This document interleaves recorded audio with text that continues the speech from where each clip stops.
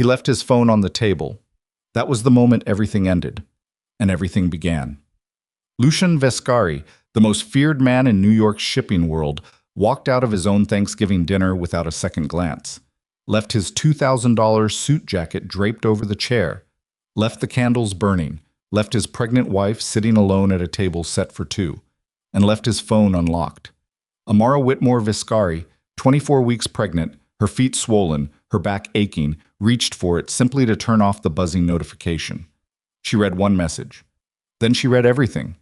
And by sunrise, she was gone, taking the evidence, her father's secret documents, and the truth about who actually owned her husband's billion-dollar empire. If this is your first time here, welcome.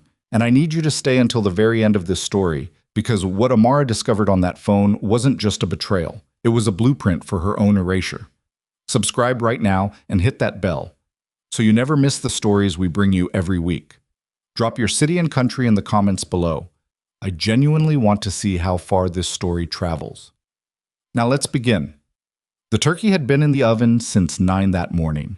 Amara had done everything herself because that was simply how Thanksgiving worked in the Vescari household, or rather, how it worked when you were married to a man whose idea of domesticity was approving the florist's invoice and showing up 40 minutes late with a bottle of wine that cost more than most people's rent. She had arranged the table herself. White linen, the good china they never used, the heavy silverware that had belonged to her mother.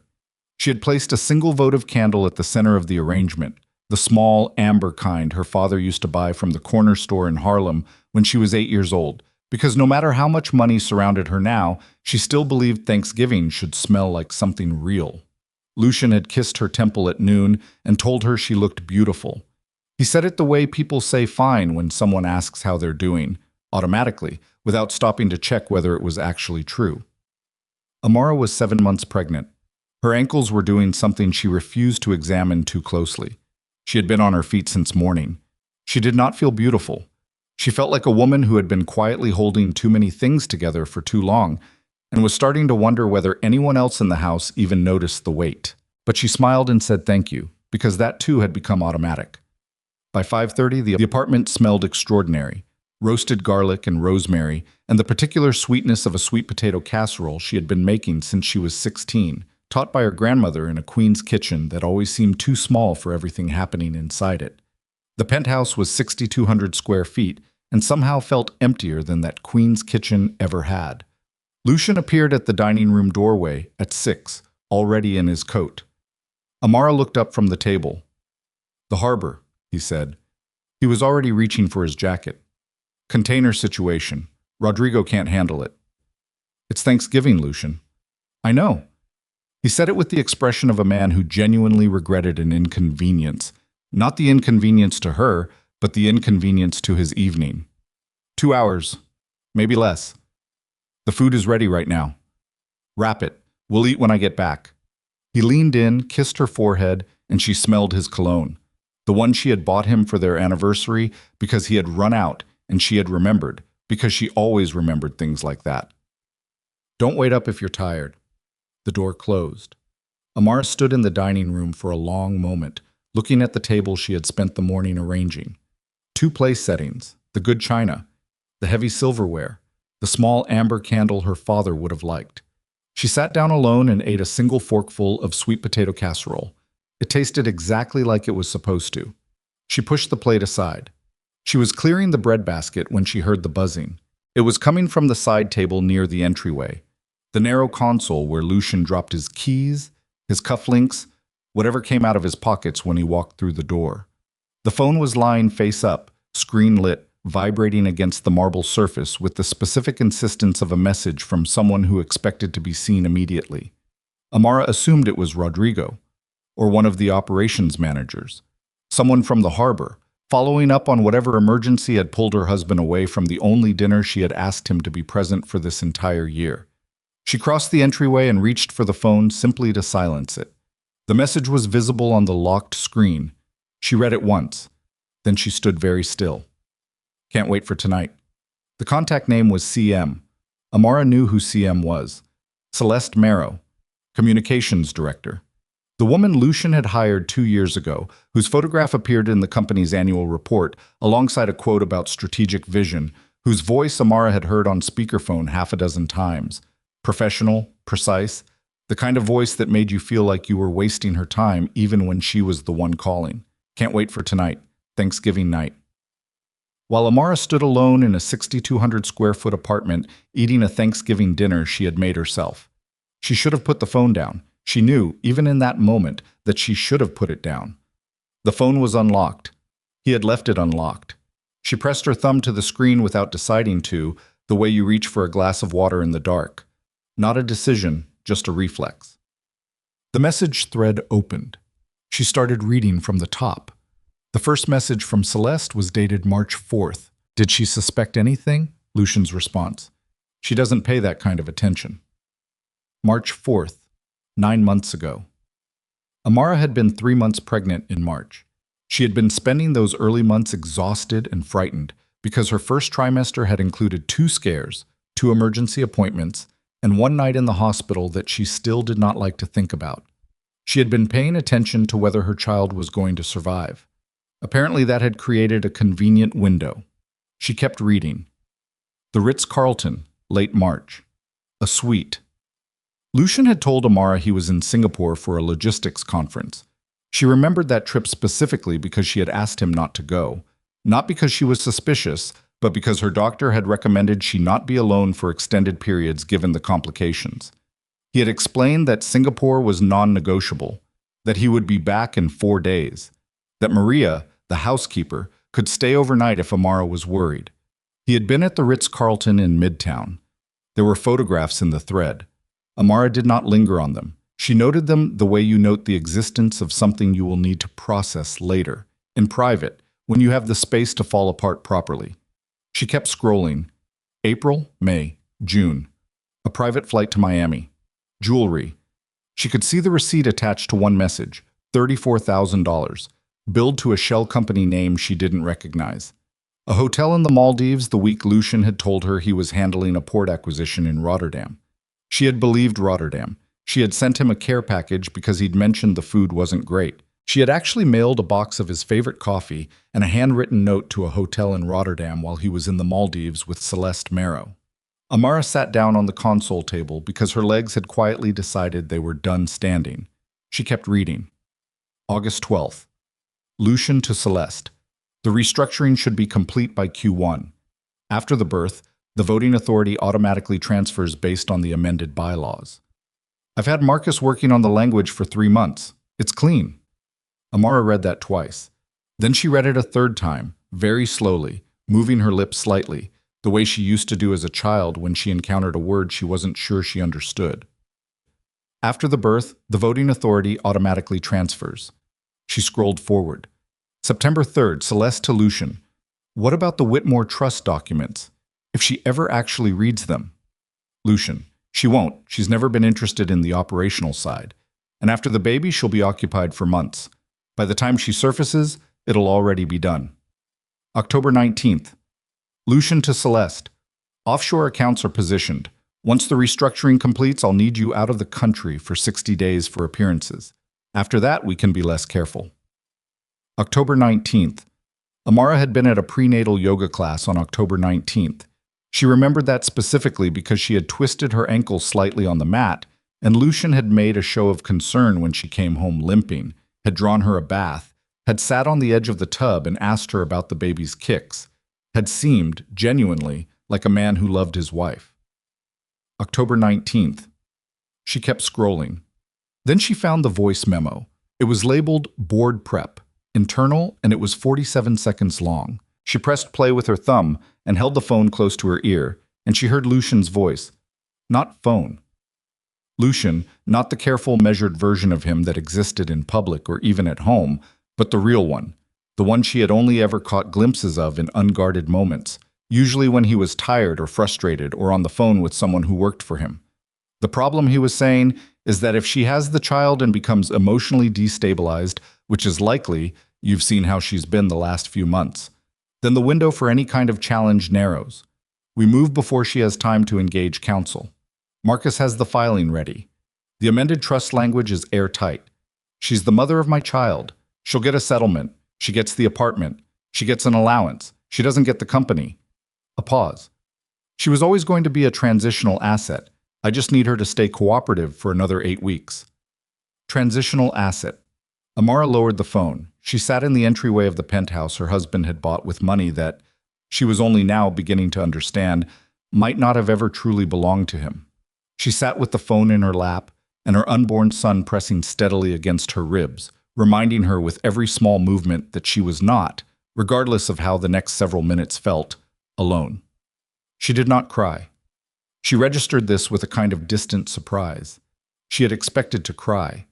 It seemed like the appropriate response to discovering that the man you had built your life around considered you a transitional asset. But the tears didn't come. What came instead was something much quieter and much colder, a kind of clarity she had not felt in years, as though someone had wiped condensation from a window she hadn't realized was fogged. She looked at the phone in her hand. Then she looked at the door Lucian had walked through 90 minutes ago. Then she stood up, walked to the home office, sat down at her computer, and connected his phone via cable. Amara had a master's degree in finance. People forgot that about her.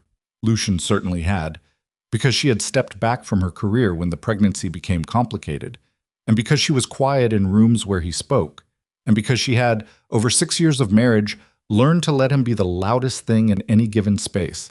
But she had graduated second in her class.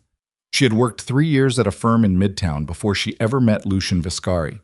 She understood financial structures, she understood documentation, and she understood with precise and horrible clarity what a complete backup of a phone looked like and how to create one. She began the transfer. While it ran, she went back to the table.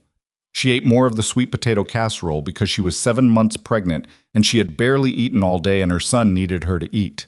She drank a glass of water.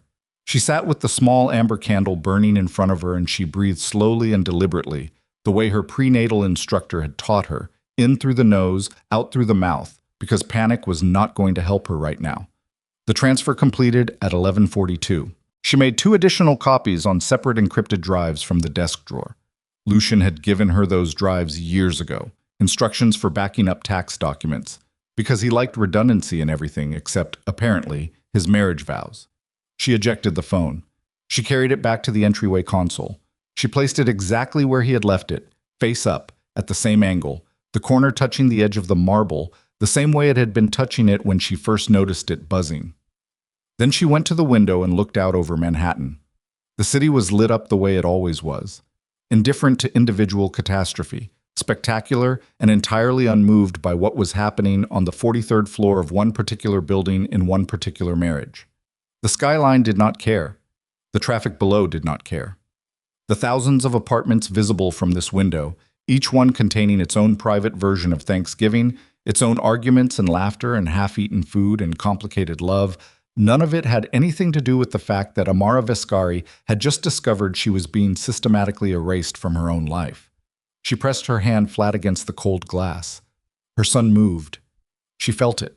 The specific, unmistakable role of a small body turning in the space it inhabited, elbows and knees, and the strange miracle of a person who did not yet exist in the world, but was already making his presence known, already insisting on being felt.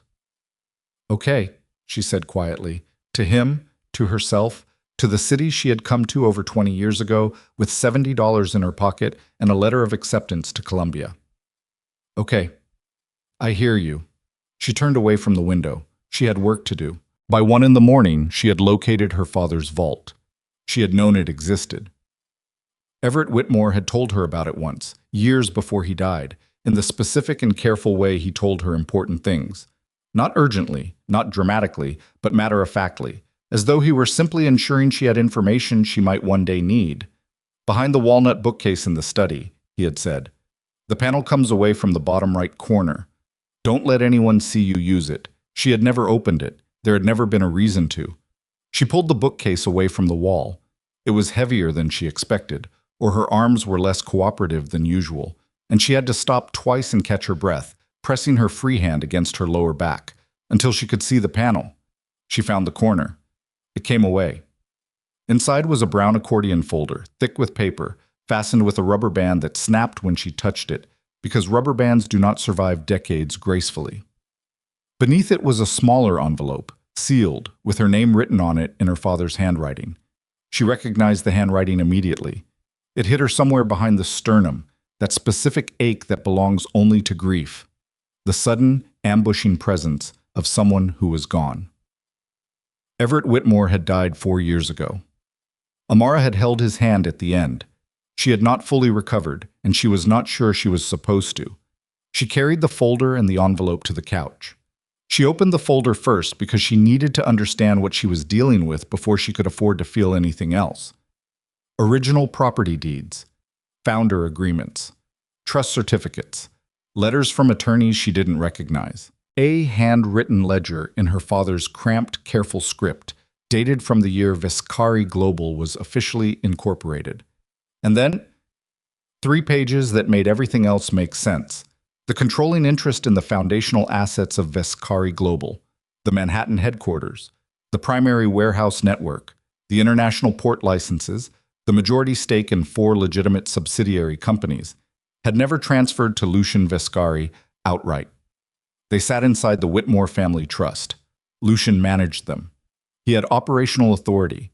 He had spent 15 years exercising power that felt like ownership, that everyone around him had assumed was ownership, that he himself appeared to have convinced himself was ownership. But the controlling beneficiary of the Whitmore family trust was Everett's direct heir. Amara's hand was shaking when she set the pages down. She picked up the sealed envelope, her father's handwriting across the front. For Amara. When the time comes. She sat with it in her hands for a long moment. Then she set it aside. Not yet. She needed to make a call first. She picked up her personal phones, her own, not Lucian's, and pulled up a number she had not dialed in 3 years. It rang 4 times. Then a voice answered, rough with sleep, immediately alert in the way of people who have spent their lives expecting midnight calls. Amara, Desmond Carradine, her father's strategist, his closest friend.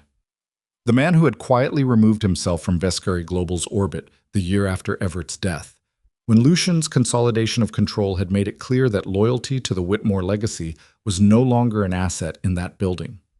Desmond, she said, I found the vault. A silence, long enough that she wondered whether the call had dropped. Then he said, how fast can you move? She looked around the penthouse. At the Thanksgiving table, still set for 2, the food going cold in its serving dishes. At the walnut bookcase half pulled from the wall. At the candle that had finally burned down to nothing sometime in the last hour, leaving a small circle of wax on the white linen. At 6,200 square feet of a life that had been built, she now understood, on a foundation that had always been hers. Give me 45 minutes, she said. I'll have the gate open, Desmond said. Don't use the car he knows. Don't call anyone else. And Amara? A pause. Don't leave anything behind that tells him where you're going. Not a note. Not a text. Nothing. I know. Does he know you found it? No. Then you have one advantage. Don't waste it. She hung up. She sat for exactly 30 seconds on this couch. In the living room of the penthouse, she had decorated herself. In the apartment, she had made into something that resembled a home. In the marriage, she had given 6 years of her life to genuinely believing in. 30 seconds. Then Amara Whitmore stood up, went to the bedroom, and began to pack only the things that could not be replaced. The evidence drives. Her father's folder. The sealed envelope, still unread. Her medical records. The full prenatal file from Dr. Okafor's office that she kept a physical copy of because she was cautious about things that mattered. 3 changes of clothes. The small yellow blanket her mother had knitted the previous spring, soft and slightly uneven in the way of handmade things, intended for a grandchild her mother could not stop talking about. She did not take the jewelry Lucian had given her. She did not take the anniversary watch, the earrings, the pieces he had selected with such careful attention to what would look good on her rather than what she actually liked. She left the wedding ring on the nightstand. Then she changed her mind and put it back on her finger because she was not ready. Not yet. Not at 1:45 in the morning, 7 months pregnant, standing in a bedroom she was about to leave, to make that particular statement to herself. She picked up her bag. She took one last look at the room. Then she walked out of the bedroom, Through the living room, past the Thanksgiving table, past the extinguished candle, past the walnut bookcase still pushed away from the wall. She reached the front door. She put her hand on the handle. Her son moved again. A slow, deliberate roll, the kind of movement she had learned to read as his way of reminding her that she was not navigating this alone. "I know," she said quietly. "I've got us." She opened the door, she walked out. And behind her, on the entryway console, Lucian Viscari's phone lay exactly where he had left it. Face up, unlocked screen now dark, containing nothing that would tell him what his wife had seen, or copied, or understood, or decided, containing nothing that would warn him what was coming. Amara took the service elevator down, walked through the building's parking garage to the car she kept registered in her own name. A 7-year-old Volvo that Lucian had gently mocked on more than one occasion as unnecessarily modest, and pulled out into Thanksgiving night. Manhattan was quiet the way it only ever got after midnight in the holiday dark. The city's particular silence, which was never really silence but a different register of sound, distant traffic, a siren somewhere uptown, the ambient hum of millions of lives being lived simultaneously. She drove north through it with both hands on the wheel and the heat on, and her father's unsealed envelope on the passenger seat beside her. She didn't open it until she was 40 minutes outside the city, parked at the entrance to Desmond's Hudson property. The iron gate lit by a single floodlight, the November dark complete and total around her. She broke the seal. Her father's handwriting filled one page, the same cramped, careful script from the ledger, and she read it slowly, her phone's flashlight casting a narrow beam across the paper. Amara. If you're reading this, then things went the way I was afraid they might. I want to be clear about something. I trusted Lucian to run the company. I was not wrong to trust him with that. But I was never willing to give him what belongs to this family, and I was never willing to leave you unprotected if his ambitions ever grew larger than his integrity. The trust is designed the way it is because I know how power works. I have watched it my whole life. I built something real, and I needed to know it could survive me. You are what survives me. The company is secondary. You come first, always. You know what to do. You have always known. I was just making sure you had what you needed to do it, Dad. Amara folded the letter. She held it against her chest for a moment, one hand on the paper, one hand on the curve of her stomach where her son turned quietly in the dark. Then the gate opened and the lights of Desmond's house came on, and she put the car in drive. She still had not cried. She thought she probably would, eventually. But not yet. There was too much work to do. Desmond Carradine was 63 years old, and he moved like a man who had spent those years expecting the worst and being right often enough to stay in shape for it. He was standing in the doorway when Amara pulled up, his breath visible in the November air, wearing a flannel shirt that was too thin for the temperature and boots that looked like they had been put on in a hurry. He watched her car roll to a stop. He watched her get out.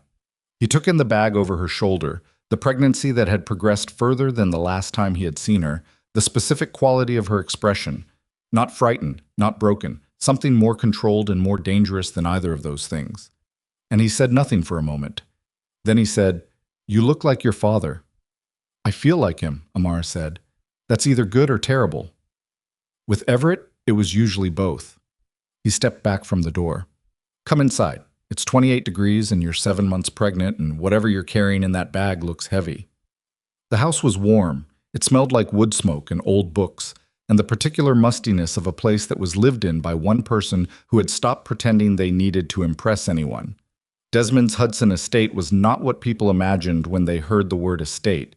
It was large, certainly, but it felt like a working property, like somewhere a person actually lived rather than a backdrop for photographs. Books stacked on every flat surface. A kitchen that showed evidence of real cooking. A dog sleeping in front of the fireplace who opened one eye when Amara entered and then closed it again. "Sit down," Desmond said. "I'll make coffee, decaf, before you argue with me." "I wasn't going to argue. That's new?" He moved to the kitchen. "Talk to me. What exactly did you find on the phone?" Amara sat at the kitchen table and laid it out. She was precise. She had always been precise. It was the thing about her that Lucian had somehow simultaneously relied on and underestimated, the way people use a tool without ever wondering how the tool was made. She told Desmond about the messages, the photographs, the financial transfers, the shell company receipts, The voice memo. She recited Lucian's words from the recording without flinching, though she felt the flinch somewhere deeper, somewhere she was deliberately not accessing yet. Desmond set a mug in front of her. He sat down across from her and folded his hands on the table and listened with the particular stillness of someone who had spent decades in rooms where the information being exchanged could destroy people. When she finished, he was quiet for several seconds. "The voice memo," he said finally. "You copied it." "I copied everything." "And you left the phone where he left it." "Exactly where." Desmond exhaled slowly through his nose. "Your father would have done the same thing. He used to say the most important moment in any negotiation is the one where the other person doesn't know the negotiation has already started." "I also found the vault." Amara reached into her bag and placed the accordion folder on the table between them. "And I read the letter." Desmond looked at the folder. Something moved across his face. Recognition, grief, the particular weight of a promise kept posthumously. He pressed his palm flat against the cover but didn't open it. "He told me about the trust structure the year before he died," Desmond said. "He made me promise not to interfere unless you came to me. He was very specific about that. He said," I'm quoting him now, "Desmond, if Amara needs the information, she'll find her way to it. If she doesn't need it, then it means things worked out. And I was wrong to worry. Either way, she leads." He paused. He was not wrong to worry. "Tell me exactly what's in the trust." Desmond opened the folder.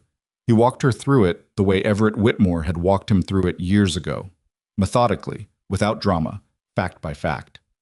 The Manhattan headquarters building, purchased by Everett in the early days of the partnership and never actually transferred to the merged entity outright, held in trust. The primary warehouse network spanning 3 states, held in trust. The port licenses in Baltimore, Savannah, and Newark, which were the actual operational backbone of Vescari Global's shipping capacity, held in trust. The controlling interest in 4 subsidiary companies that provided the legitimate revenue streams that kept the whole structure financially credible, held in trust. Lucian Vescari had operational management authority. He had executive power. He had spent 15 years running an empire with the confidence of a man who owned it. He did not own it. The Whitmore Family Trust owned the foundation beneath everything he had built, and Amara was its controlling beneficiary, and the documents sitting on Desmond Carradine's kitchen table at 2:45 in the morning of the day after Thanksgiving were the originals, authenticated, never superseded, never legally transferred. Amara sat with this information for a long moment. "He's going to claim they were superseded," she said. "He already knows about the trust structure. He mentioned it in the messages to Celeste. He said he had someone working on amended bylaws. He can claim whatever he wants." Desmond tapped the folder. "These are the originals. I have copies in 2 separate locations, a safety deposit box in White Plains that Lucian has never known about, and a filing with an attorney in Philadelphia that Everett set up specifically so that no single point of failure could compromise the documentation. Whatever Marcus has been preparing, whatever amended language Lucian thinks is going to hold up, it runs into these first." "Who is Marcus?" "Marcus Trell, corporate attorney. Lucian brought him in 3 years ago." Desmond's jaw tightened slightly. "He's good. He's also the kind of good that costs a great deal and doesn't ask uncomfortable questions. We're going to need someone better." "Do you have someone?" "I've been maintaining relationships."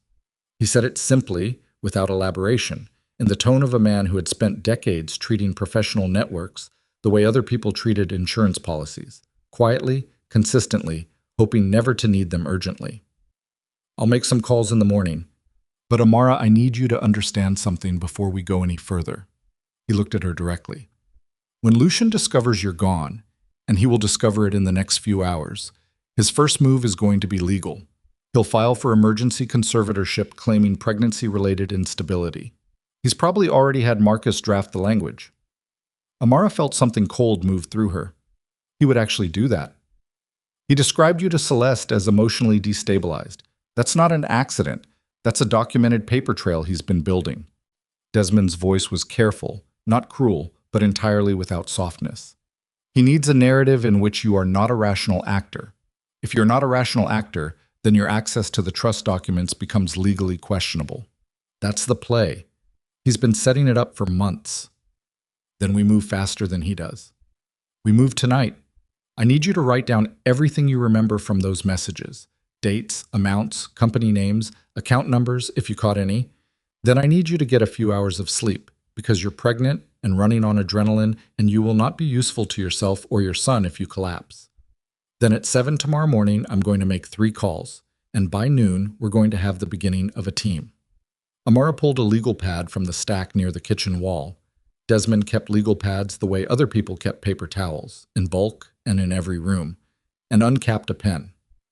I caught 3 account numbers, she said, 2 routing numbers from what looked like wire transfer confirmations, a company name that appeared 4 times, Crestline Maritime Holdings, and the name of a hotel in Rotterdam that I know he was not actually at in April. Desmond was already up, moving toward his study.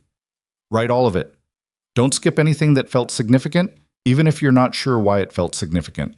Your instincts tonight have been correct. Keep trusting them. She wrote for an hour and 20 minutes.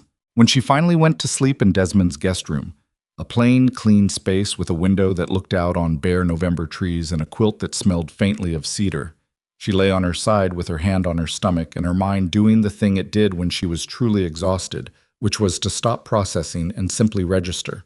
The weight of the quilt, the sound of wind moving through the trees outside, the rhythmic small insistence of her son shifting in his sleep inside her. She did not dream. She woke at 6:53 to the sound of Desmond's voice downstairs, low, urgent, the specific cadence of someone who has been awake for a while delivering information that cannot wait.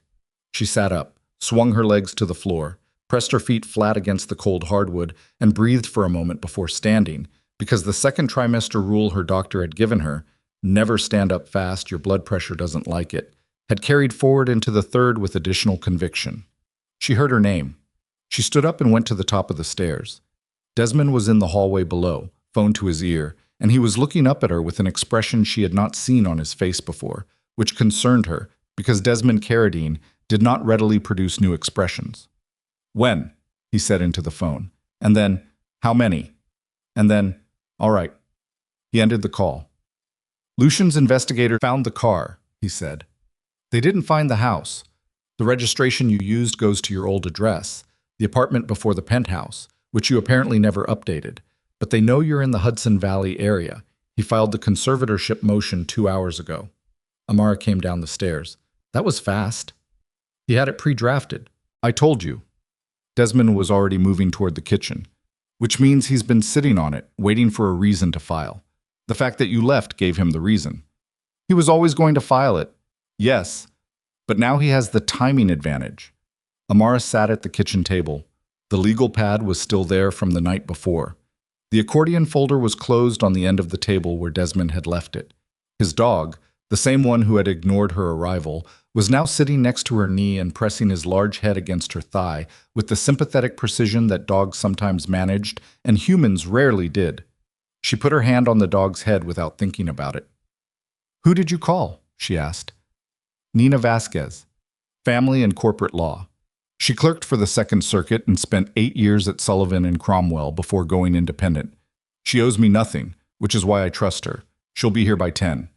He set coffee in front of her, decaf again. She didn't argue. "I also called Roland Park. He's the forensic accountant who built the financial case in the Devereaux matter 3 years ago. You won't know the name, but Lucian will, and that matters. And I called someone else, someone I want to talk to you about before they arrive." "Who?" Desmond sat down. He was quiet for a moment in the particular way of someone choosing words carefully, not because they are concealing something, but because accuracy matters. "Philip Vance," he said. Amara looked at him. "Philip Vance, who used to be Vescari Global's head of internal security."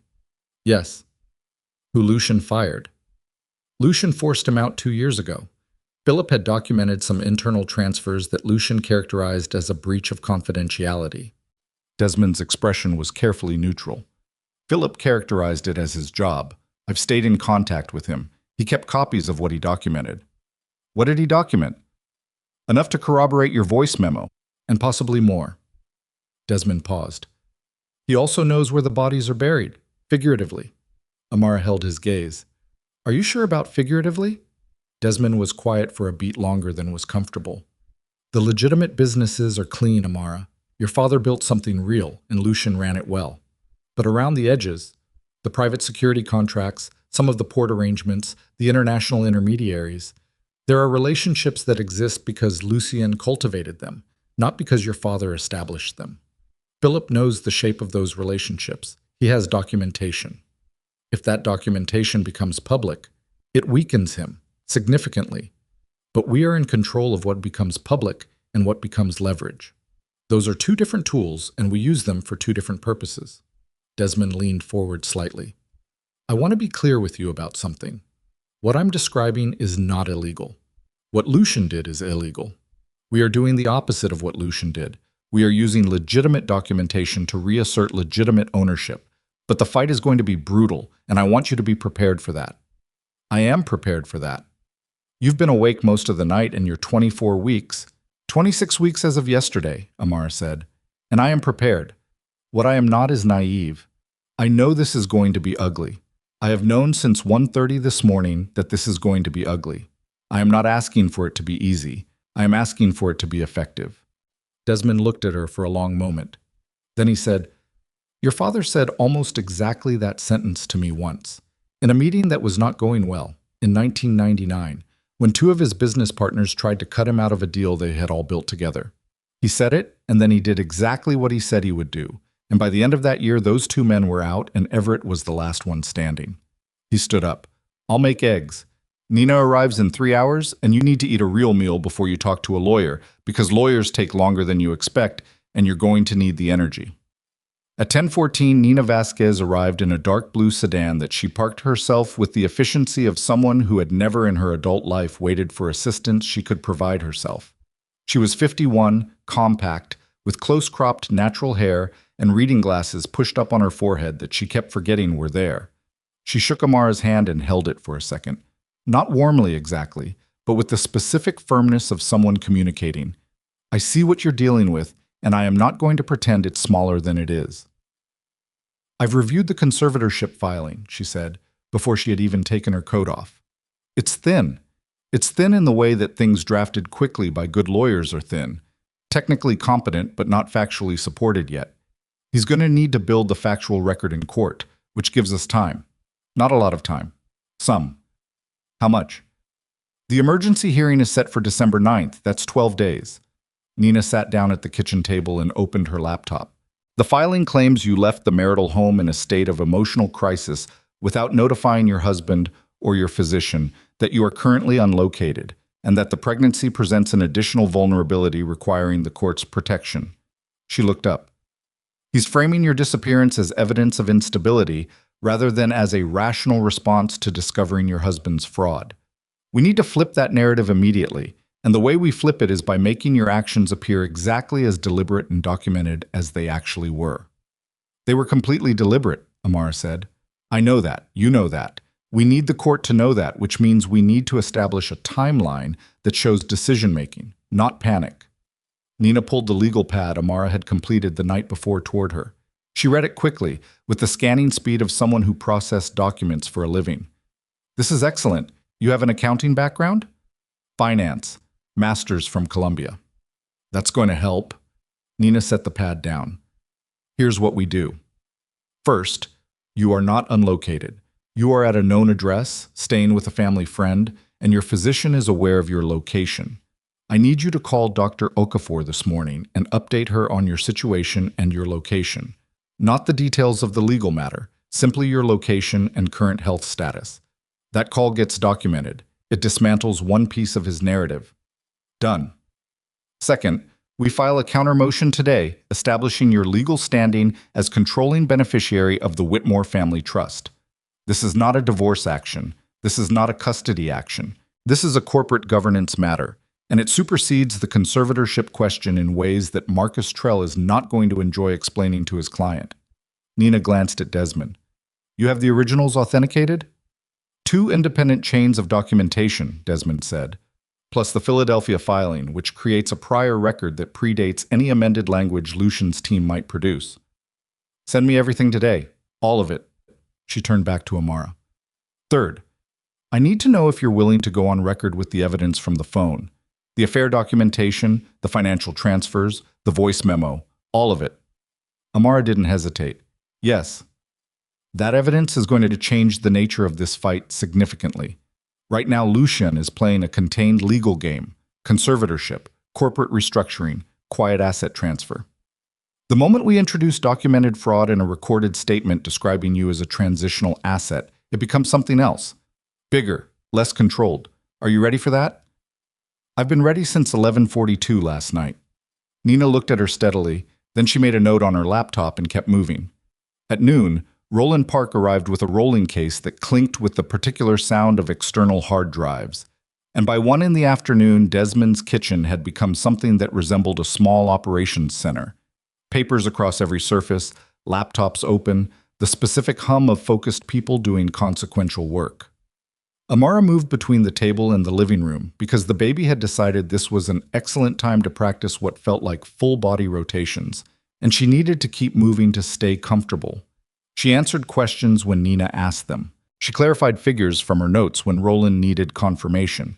She ate lunch because Desmond put a plate in front of her and looked at her with the expression of a man who would wait there indefinitely until she did. It was at 3:40 in the afternoon that Philip Vance arrived. He was younger than Amara had expected, early 40s, lean, with the specific self-containment of someone who had spent years in security work and learned to make himself as unremarkable as possible in any given room. He shook Amara's hand without excess. He sat down. He opened a case and placed a sealed folder on the table. "I want to say something first," he said, addressing Amara directly and not looking at Desmond while he did it. "I worked for Vanishes Global for 7 years. I did my job. When Lucian made it impossible for me to continue doing my job, I left. I documented what I documented because it was my professional obligation, not because I had a personal agenda. What I'm giving you today is not about revenge." He paused. "But I also will not pretend I'm sorry to see it being used." "What's in the folder?" Amara asked.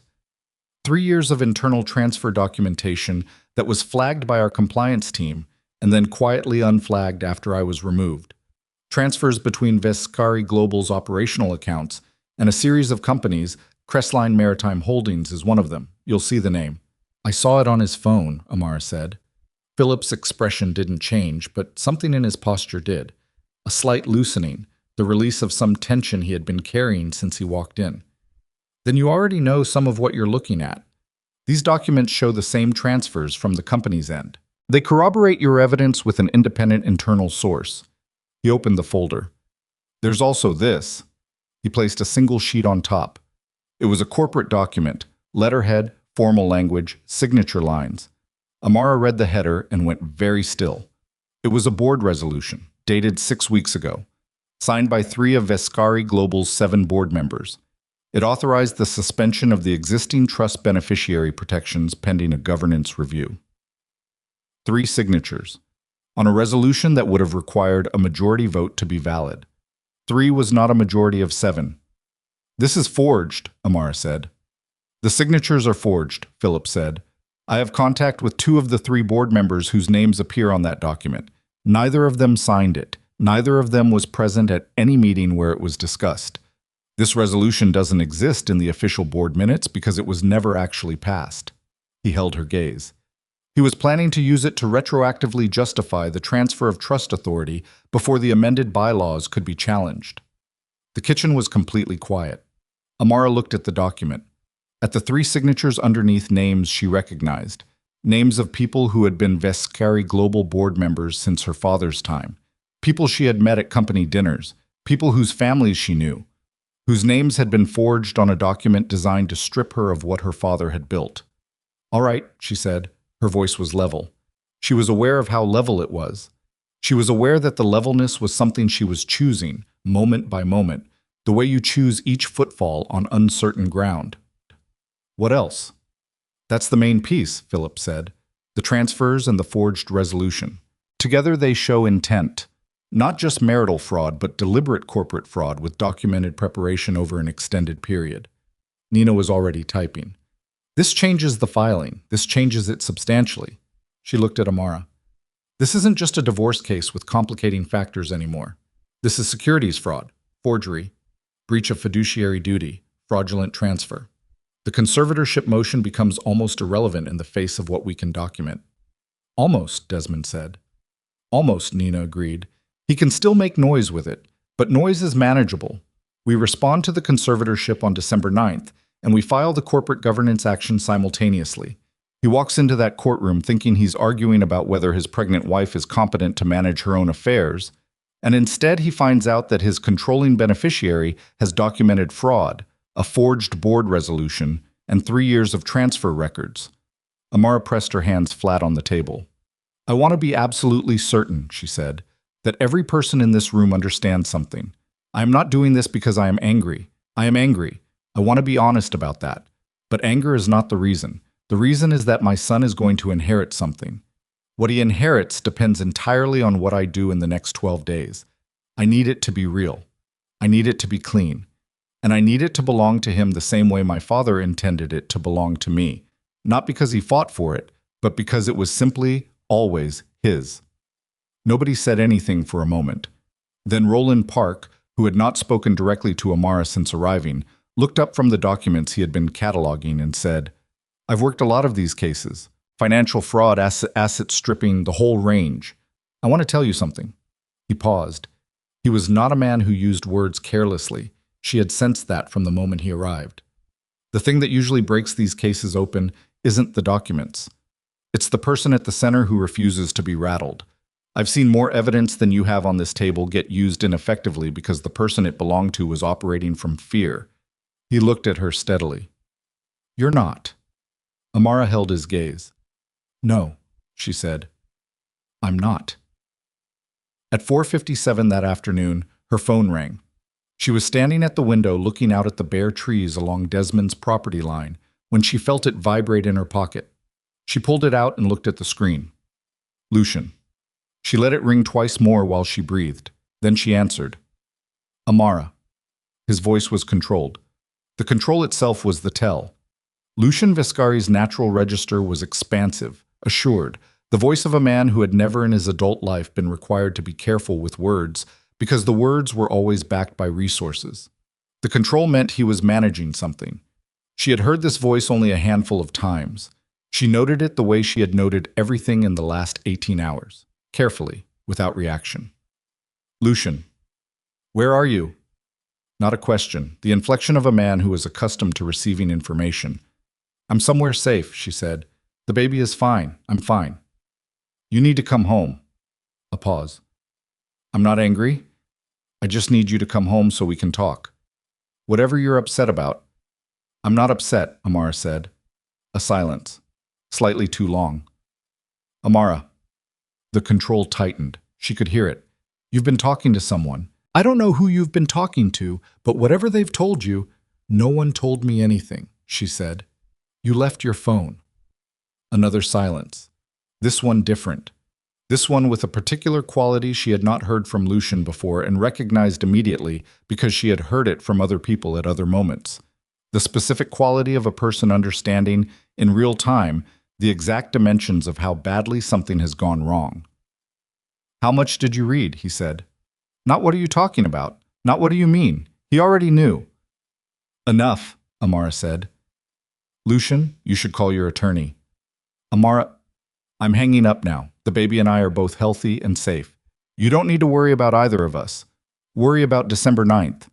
She ended the call. She stood at the window for a moment. Her hands were shaking. She noticed this with a kind of objective distance, the way you notice the weather. There it is, the shaking, that's what that is. It doesn't mean anything except that she was human, and she had just had a conversation with a man she had loved for 6 years, a man who had chosen to describe her as a transitional asset, and the shaking was what her body was doing with everything her voice had not allowed. She pressed her palms flat against the glass. Cold. The window was cold. She breathed.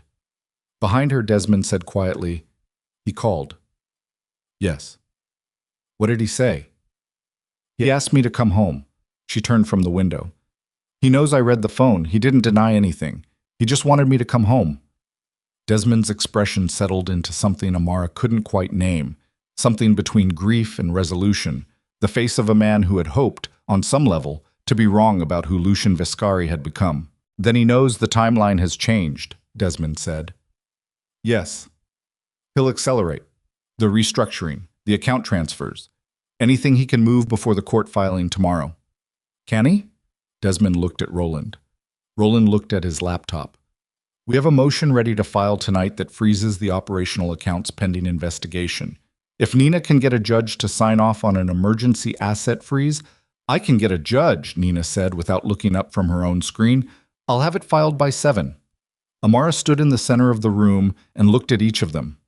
Desmond at the table, Roland with his rolling case of drives, Nina typing with the focused velocity of someone who billed by the hour and moved accordingly, Philip Vance sitting with his hands folded and his sealed folder open before him. These were the people her father had, in a sense, sent her to.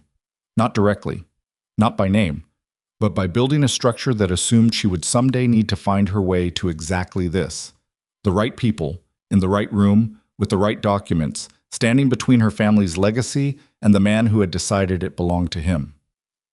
She thought about Lucian's voice on the phone 30 seconds ago, the control that wasn't quite holding. The question he had asked, how much did you read? With the specific desperation of a man who was calculating damage in real time. She had not told him. He would spend the next 12 days not knowing exactly what she had, not knowing what she could prove, not knowing how many people were in the room with her or what they brought with them. That was not an accident. She had learned it from a letter written in her father's hand. The most important moment in any negotiation is the one where the other person doesn't know the negotiation has already started. At 6:45, Nina's phone rang. She answered it, listened for 4 seconds, and looked up. Lucian's attorney filed an emergency motion to compel Amara's return to the marital residence, she said. They're claiming she's isolating herself from appropriate medical care. Dr. Okafor confirmed my location and health status at 11 this morning, Amara said. I made the call like you told me. Good, then that motion dies in the water. Nina was already typing. But he's moving fast, faster than I expected. He's scared, Amara said. He's cornered, Desmond said. Those aren't the same thing, and cornered is more dangerous. Amara knew he was right. She had seen Lucian cornered once before, a negotiation gone sideways with a Rotterdam port authority 3 years ago, a situation she had only known about secondhand through overheard phone calls. He had not panicked. He had doubled down, applied pressure from a different angle, found a lever he hadn't used yet. He had won that negotiation by making the other side believe they had far more to lose than they had previously understood. He was going to try the same thing now. He just did not yet know that the lever he thought he had, the forged resolution, the amended bylaws, the narrative of an emotionally unstable pregnant wife wandering the Hudson Valley without supervision, had already been dismantled. At 7:19, Nina filed the counter motion and the emergency asset freeze request simultaneously. At 8:42, a judge signed the asset freeze. At 9:15, Roland Park looked up from his laptop with an expression that was not quite alarm but was adjacent to it. He tried to move the Crestline accounts, Roland said. 47 minutes ago. International wire. The freeze caught it. He looked at Amara. $11.4 million. Nobody spoke for a moment. $11.4 million that Lucian Vescari had tried to move out of reach 47 minutes after she had told him to call his attorney. 47 minutes. He had not even waited until morning. He had not even waited to see what she actually had, what she could actually prove, who was actually in the room with her. He had moved immediately to protect the money. That was the truth of it. That was who she had been married to. Amara sat down. She sat down at Desmond's kitchen table, in the house that smelled like wood smoke and old books, with her father's documents spread across the table and Roland Park's laptop showing a frozen wire transfer of $11 million that had been intended to vanish before she could stop it. And she felt, for the first time since Thanksgiving night, the full weight of what she had been carrying for 6 years without knowing it. Not the betrayal, not the affair, not even the voice on the recording describing her as a transitional asset, the loneliness of it. The specific loneliness of having loved something that had never, not really, been what she believed it was. Her son moved. A long, rolling movement, the kind that felt deliberate, the kind that she had started, privately and without telling anyone, to interpret as his way of answering her when she needed answering. She put her hand on her stomach. I know, she said. Desmond looked at her from across the table. He didn't say anything. He had known her long enough and known her father long enough to understand when silence was the right answer. $11.4 million, Amara said after a moment. and he moved it in 47 minutes. Yes, Roland said. He wasn't going to leave anything. She said it not as a question, as a statement about the nature of a person she had believed was something else. If I had gone home. If I had confronted him and he had denied it, and I had believed him, or been too pregnant and too exhausted to fight, he was just going to take all of it. Yes, Desmond said, and my son would have been born into a life where his father had stolen his inheritance before he even arrived. No one spoke. Amara breathed once, twice, looked at the frozen transfer on Roland's screen. All right, she said. Her voice was different now, quieter, but with a quality beneath the quiet that hadn't been there before. The kind of stillness that comes not from peace, but from absolute and permanent decision. We don't stop at the freeze, she said. We go further. Every shell company, every forged document, every account, every transfer, all of it. Not because I want to destroy him, because if I leave any of it standing, he will use it, and I will not spend the rest of my life looking over my shoulder while my son grows up in the shadow of what his father tried to do. She looked at Nina. Nina, how far can we take this? Nina held her gaze. All the way. Then that's where we go. Outside, the November dark was complete. The Hudson River somewhere out beyond the tree line, invisible but present, moving the way it always moved, steadily, without consultation, carrying whatever was placed upon it toward wherever it was going. Inside, the lights of Desmond's kitchen burned against the dark, and the people gathered around Everett Whitmore's documents settled into the long, focused work of dismantling 11.4 million reasons why Lucian Viscari had believed he had already won, not yet knowing that the woman he had tried to erase had just made the decision that made his defeat not a possibility, but a... The word hung unfinished in the air of Desmond's kitchen, like smoke after a fire, inevitable. And Amara let it stay there while she looked at the frozen transfer number on Roland's screen and understood, with the specific clarity of someone who has just crossed a line they cannot uncross, that the next 12 days were going to determine everything. She slept 4 hours. She knew it was 4 hours because she looked at the clock when she lay down, 11:41, and she looked at it again when she opened her eyes, 3:52, and the space between those two numbers felt simultaneously like nothing and like years. Her body ached in the specific distributed way of late pregnancy, the kind of ache that wasn't localized anywhere and therefore couldn't be addressed, just endured. She lay still for a moment in the dark of Desmond's guest room and did the thing she had been doing since Thanksgiving night, which was to inventory what she knew, what she had, and what she still needed. What she did not do was lie there feeling sorry for herself. She was up by 4. She made tea in Desmond's kitchen because she had found the cabinet with the herbal tea the first morning and had quietly reorganized it in a way that made sense to her, and the reorganization had made her feel, marginally, like she had control over something. She sat at the table with the mug between her palms and her father's accordion folder open in front of her, and she read through the trust documents again from the beginning. The third time through anything always revealed what the first 2 times missed. She was on page 11 when she found it. It was a clause she had read twice already and set aside as procedural, standard trust language about asset protection and beneficiary rights. But on the third reading, one sentence separated itself from the surrounding language. The way a voice separates itself from background noise when you suddenly understand it's saying your name. In the event of documented fraudulent action taken against the primary beneficiary with intent to diminish or transfer beneficial interest, additional voting authority shall vest automatically in the primary beneficiary's direct line, increasing their controlling interest by a rate not to exceed 8 percentage points above any existing majority. She read it again. Then she got up and went to the bottom of the stairs and said, "Desmond."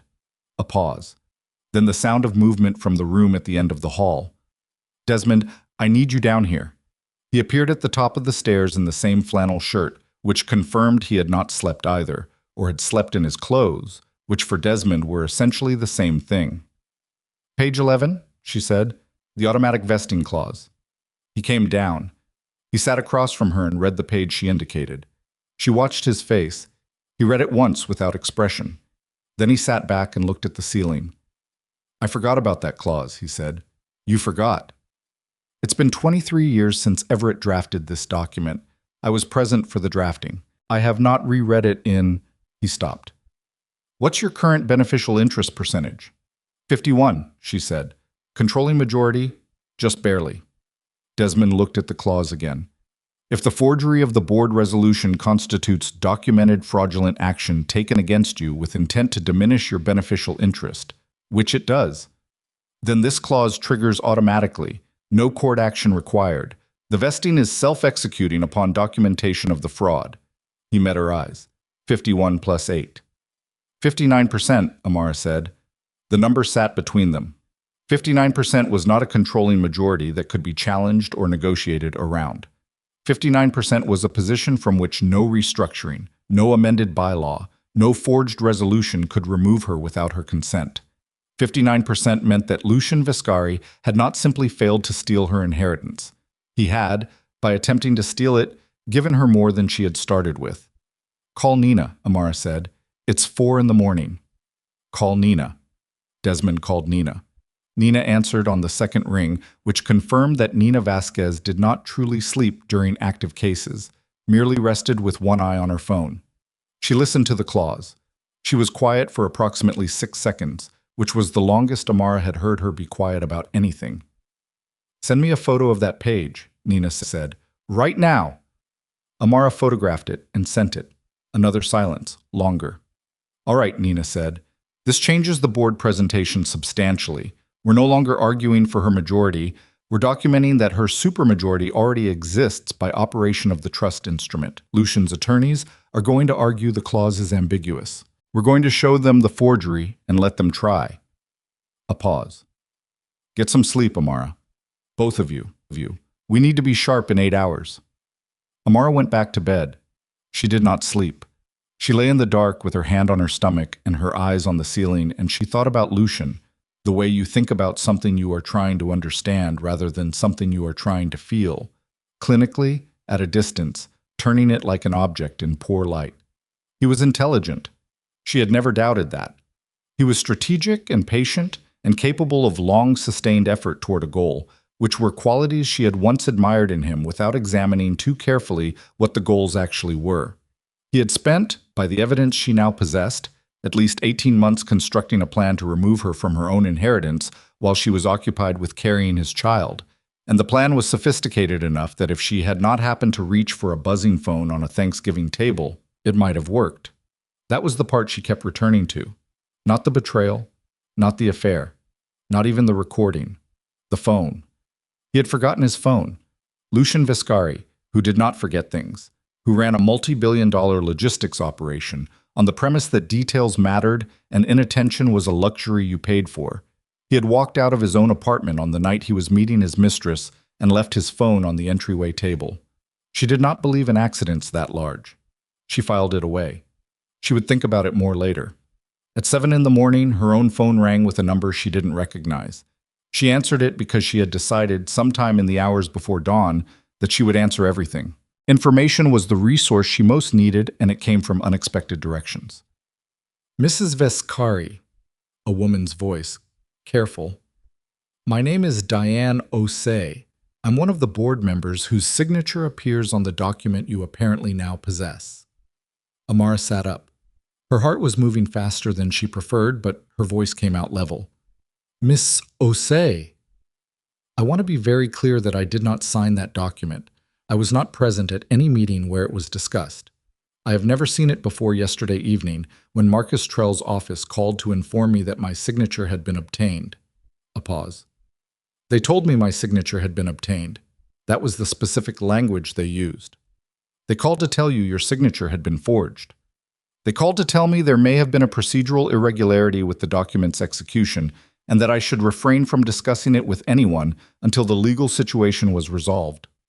The voice was steady, but there was something beneath the steadiness. Controlled anger, the specific anger of someone whose name had been used without their consent. I am calling you instead. I appreciate Miss Osei. I've been on this board for 11 years. I knew your father. Everett Whitmore was one of the most honorable men I encountered in 40 years of business. I am not going to have my name attached to something like this and stay quiet about it. She paused. What do you need from me? A sworn statement that you did not sign the resolution and were not present at any meeting authorizing it, Amara said. and the names of the other two board members whose signatures appear on the document if you know whether they've been contacted. Gerald Marsh was called last night as well. I spoke to him this morning. He is angrier than I am, which is saying something. The third is Thomas Riley. I have not reached him. If you're able to reach him, I'll make the call this morning. A pause. Mrs. Vescari, I'm sorry you're dealing with this. I'm sorry it got this far without anyone on the board seeing it. Her voice tightened. We should have been paying closer attention. Yes, Amara said. You should have. She ended the call and immediately called Nina. By 9 that morning, sworn statements from Diane Osei and Gerald Marsh were in the process of being drafted and notarized. By 11, Thomas Riley, who was, as Gerald Marsh had apparently predicted, extremely angry, had been reached and had agreed to provide a third statement. 3 of the 7 board members whose authority Lucian had invoked to legitimize his forgery were now actively cooperating with the documentation of that forgery. At 12:30, Desmond's landline rang. Amara was in the living room when she heard it.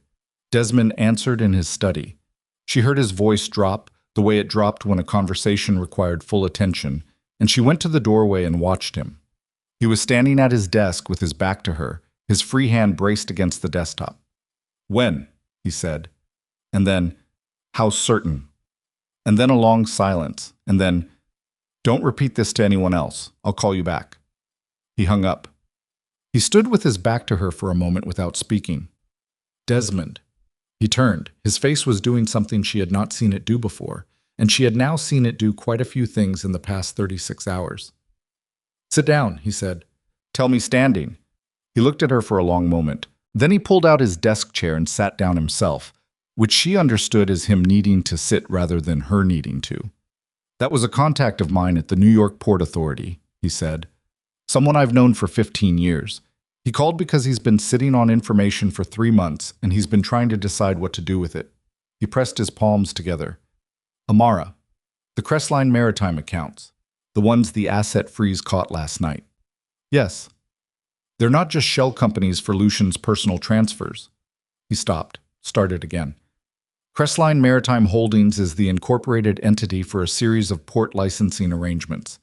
Those arrangements involve the Newark and Savannah terminals specifically, the ones in the Whitmore Trust. I know, we've been documenting the misuse. Those terminals, Desmond said carefully, have been used, in the past 22 months, for the transit of cargo that was not disclosed on the shipping manifests.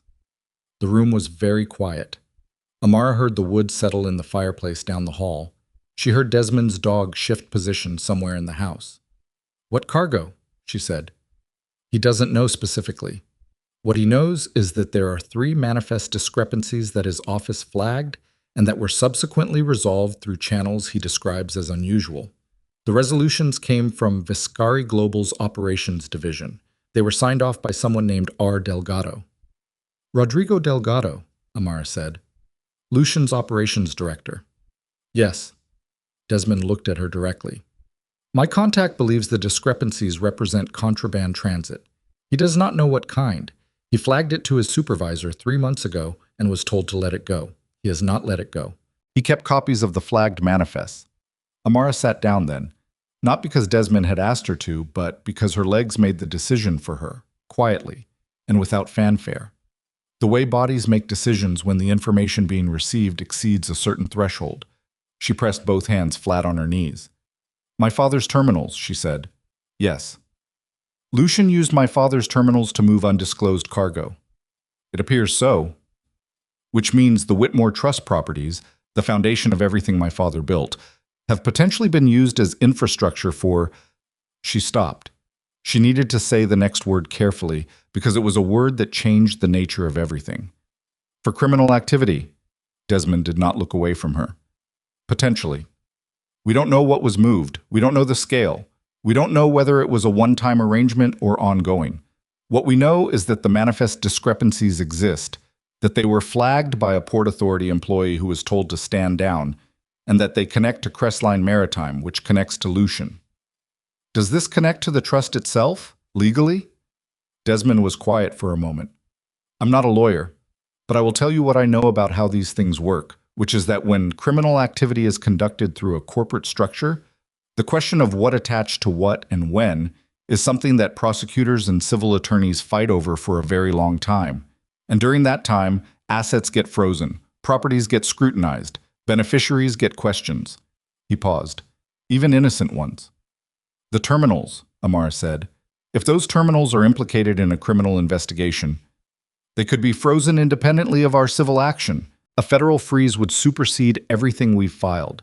It would freeze our evidence, our motion, and the trust assets simultaneously. And Lucian knows this. The words came out flatly, not as a question, and she saw from Desmond's face that she was right. Desmond said nothing. He knows, she said again. He knows about the manifest discrepancies. He knows there's a Port Authority employee sitting on flagged records. He has known for 3 months. That's when your contact flagged it and was told to stand down. Which means Lucian has had 3 months to decide how to use this. She stood up. She could not sit still for this. He wasn't just planning to strip my voting rights. He was planning to let the terminal investigation surface at the exact right moment, after the asset transfer was complete, after I was postpartum and occupied and legally weakened, so that when the federal inquiry touched the Whitmore Trust, the assets would already be in his control, and I would be the one left holding the contaminated property. Desmond looked at her, very carefully. That's a sophisticated read, he said.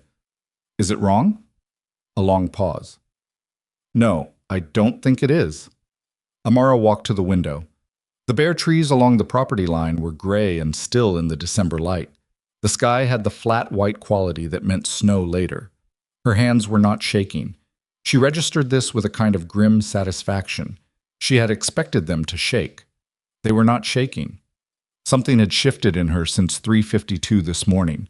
Some consolidation of purpose that had quieted the physical responses she had spent 36 hours managing. We need the manifests, she said.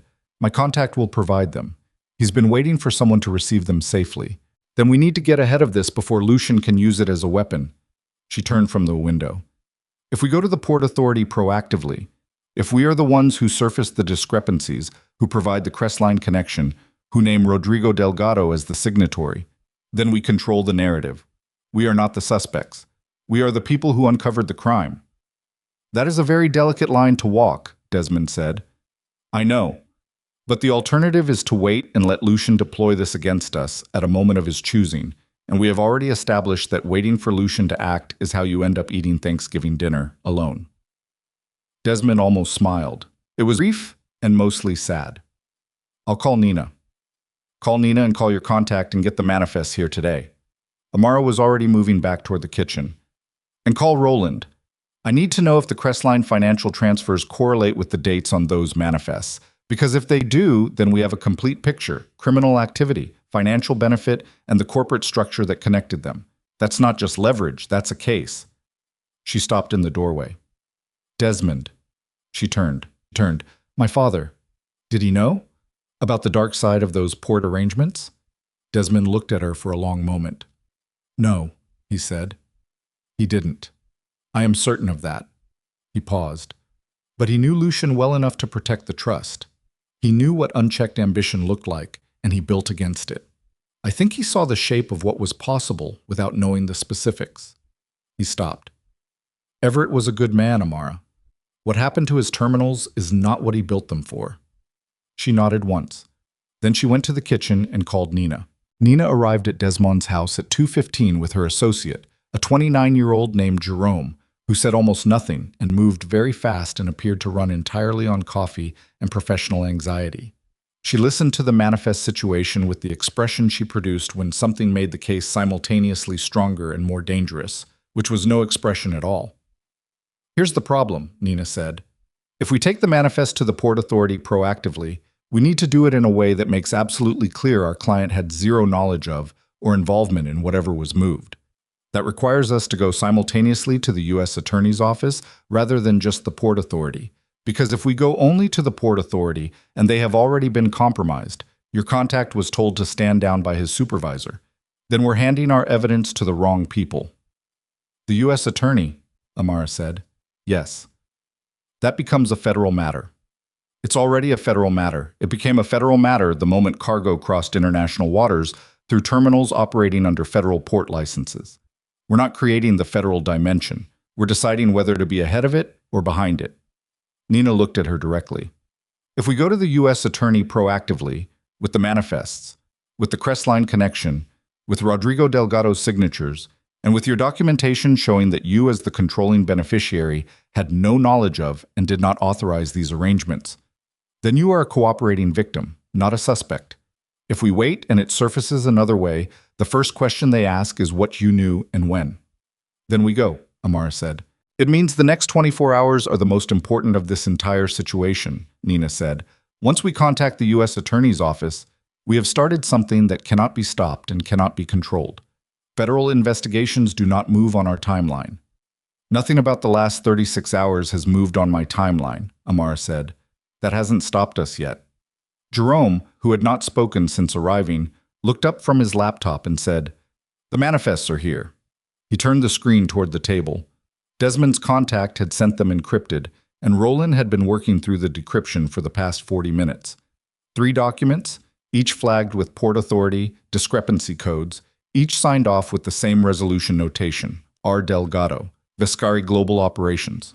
Roland pulled up the Crestline financial records alongside them. The transfer dates aligned with the manifest dates within 48-hour windows across all 3 discrepancies. Nobody said anything for a moment. "That's correlation," Roland said. "It's not proof of specific cargo, but it's correlation strong enough to warrant investigation." "That's all we need to give them," Nina said. She was already standing, already reaching for her coat. "Jerome, draft the preliminary letter to the U.S. Attorney's Office. I need it ready in 2 hours. Desmond, I need written authorization from your port contact to use his name as the originating source. He doesn't have to testify yet, but the letter needs a named human being, not anonymous information." She looked at Amara. "And I need you to write, in your own words, a clear statement of what you knew and did not know about the operational practices at the Newark and Savannah terminals during your marriage. Specific, factual, chronological. Not a legal document, your own words. I'll formalize it. Can you do that in 2 hours?" "I can do it in 1, Amara said. She sat at the kitchen table and she wrote. She wrote with the legal pad and the pen she had used the first night, and she wrote in the same careful, factual voice she used for the evidence reconstruction. Not emotional, not performative, simply true. What she had known, the names of the terminals, their general function, the fact that they were Whitmore Trust properties managed by Vescari Global. What she had not known, anything about cargo manifests, Port Authority oversight, Crestline Maritime, Rodrigo Delgado's specific operational decisions, or any arrangement that deviated from standard commercial shipping practice. She wrote for 53 minutes. She set the pen down. Then she read it back from the beginning, changed 2 sentences for clarity, and handed it to Nina. Nina read it in 4 minutes. "Good," she said. "This is good." At 4:47, Jerome sent the letter to the U.S. Attorney's Office. At 5:22, Amara's phone rang. She looked at the screen. Not Lucian this time. A number she recognized after a moment as belonging to Marcus Trell, Lucian's attorney. She answered. "Ms. Whitmore." Marcus Trell's voice was smooth in the way of lawyers who had been expensive for long enough that smoothness had become structural. "I'm calling on behalf of my client in hopes of opening a preliminary dialogue before the December 9th hearing. Mr. Vescari believes there may be an opportunity for a negotiated resolution that would benefit both parties significantly. He wants to settle. He believes a conversation would be productive." "Mr. Trell?" Amara kept her voice even. "I want to make sure you and your client understand something clearly. The asset freeze on the Crestline Maritime accounts is in place. The sworn statements from 3 board members regarding the forged resolution are in process. The original Whitmore Trust documents are authenticated and in the possession of my legal team. And as of approximately 2 hours ago, my attorneys have been in contact with the U.S. Attorney's Office regarding manifest discrepancies at the Newark and Savannah terminals." She paused. "I am not interested in a negotiated resolution, Mr. Trell. Please tell your client to prepare for December 9th. A silence. When Marcus Trell spoke again, the smoothness had not left his voice, but something underneath it had shifted. "Ms. Whitmore, I would strongly encourage you to consult with your own counsel before.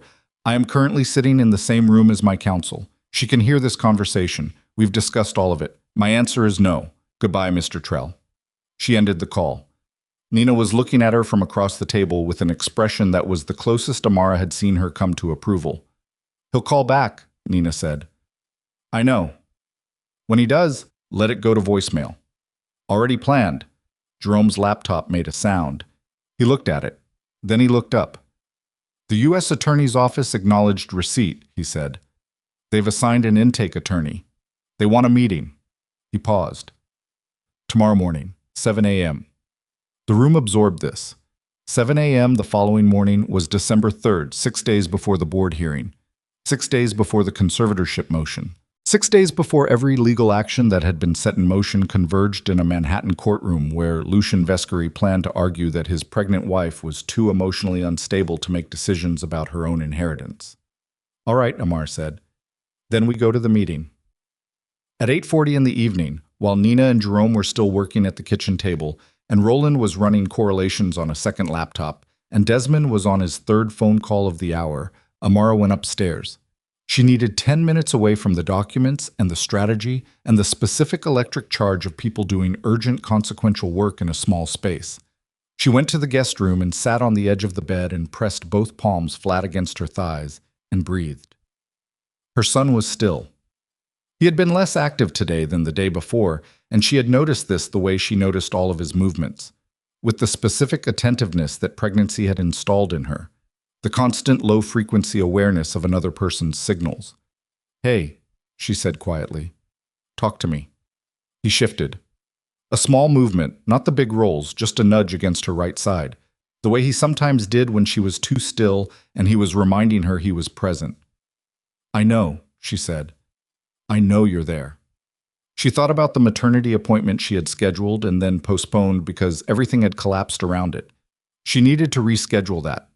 Dr. Okafor's office in the morning, before the U.S. attorney meeting. She put a reminder in her phone. She was setting the phone down when it buzzed with a text message. The number was one she did not recognize. The message was 4 words. "He knows about Desmond." She stared at the screen. She typed back, "Who is this?" 3 seconds. "Someone who used to work for him and doesn't anymore. He has people watching Carradine's property. He knows you're there. He knows who came today. He has photographs of Vasquez and Park entering the property." Her pulse was doing something that she breathed against and slowed deliberately. She typed, "Why are you telling me this?" The response took longer, 40 seconds. "Because I was in the room in October when he talked about the plan. I thought it was just talk. It wasn't just talk. And I have a daughter." Amara read this twice. Then she went to the top of the stairs and said, "Nina, I need everyone in the kitchen right now." They came. She showed them the messages. The room shifted, not into panic, but into the specific heightened alertness of people who have been working on a case and have just discovered the case knows where they live. "He has surveillance on this property," Nina said flatly, "which means everything that came here today, Roland, Philip Vance, the manifests, all of it, he may have photographic evidence of the team we've assembled." "Does that matter?" Amara asked. "It matters because it tells us something about what he's planning. He's building a parallel narrative, one where you are coordinating with hostile parties against the company, where Desmond Carradine is orchestrating an illegitimate takeover, where the board members' sworn statements are the result of coordination and coercion rather than genuine testimony." Nina looked at Desmond. "Has there ever been any allegation between you and Lucian? Any formal dispute, documented hostility, anything he could point to as evidence of a predetermined agenda?" Desmond was quiet for a moment. Then he said, "There's something I haven't told you." The kitchen got very still. Desmond looked at Amara. His expression was the one she had seen briefly that first morning when she had told him she'd found the vault. Grief and resolution running together in a face that was practiced at concealing both. "When Lucian consolidated control 3 years ago," Desmond said, "and I removed myself from Vescari Global's orbit, it wasn't entirely voluntary." Amara held very still. "What does that mean?" "It means Lucian came to me, privately, before the consolidation.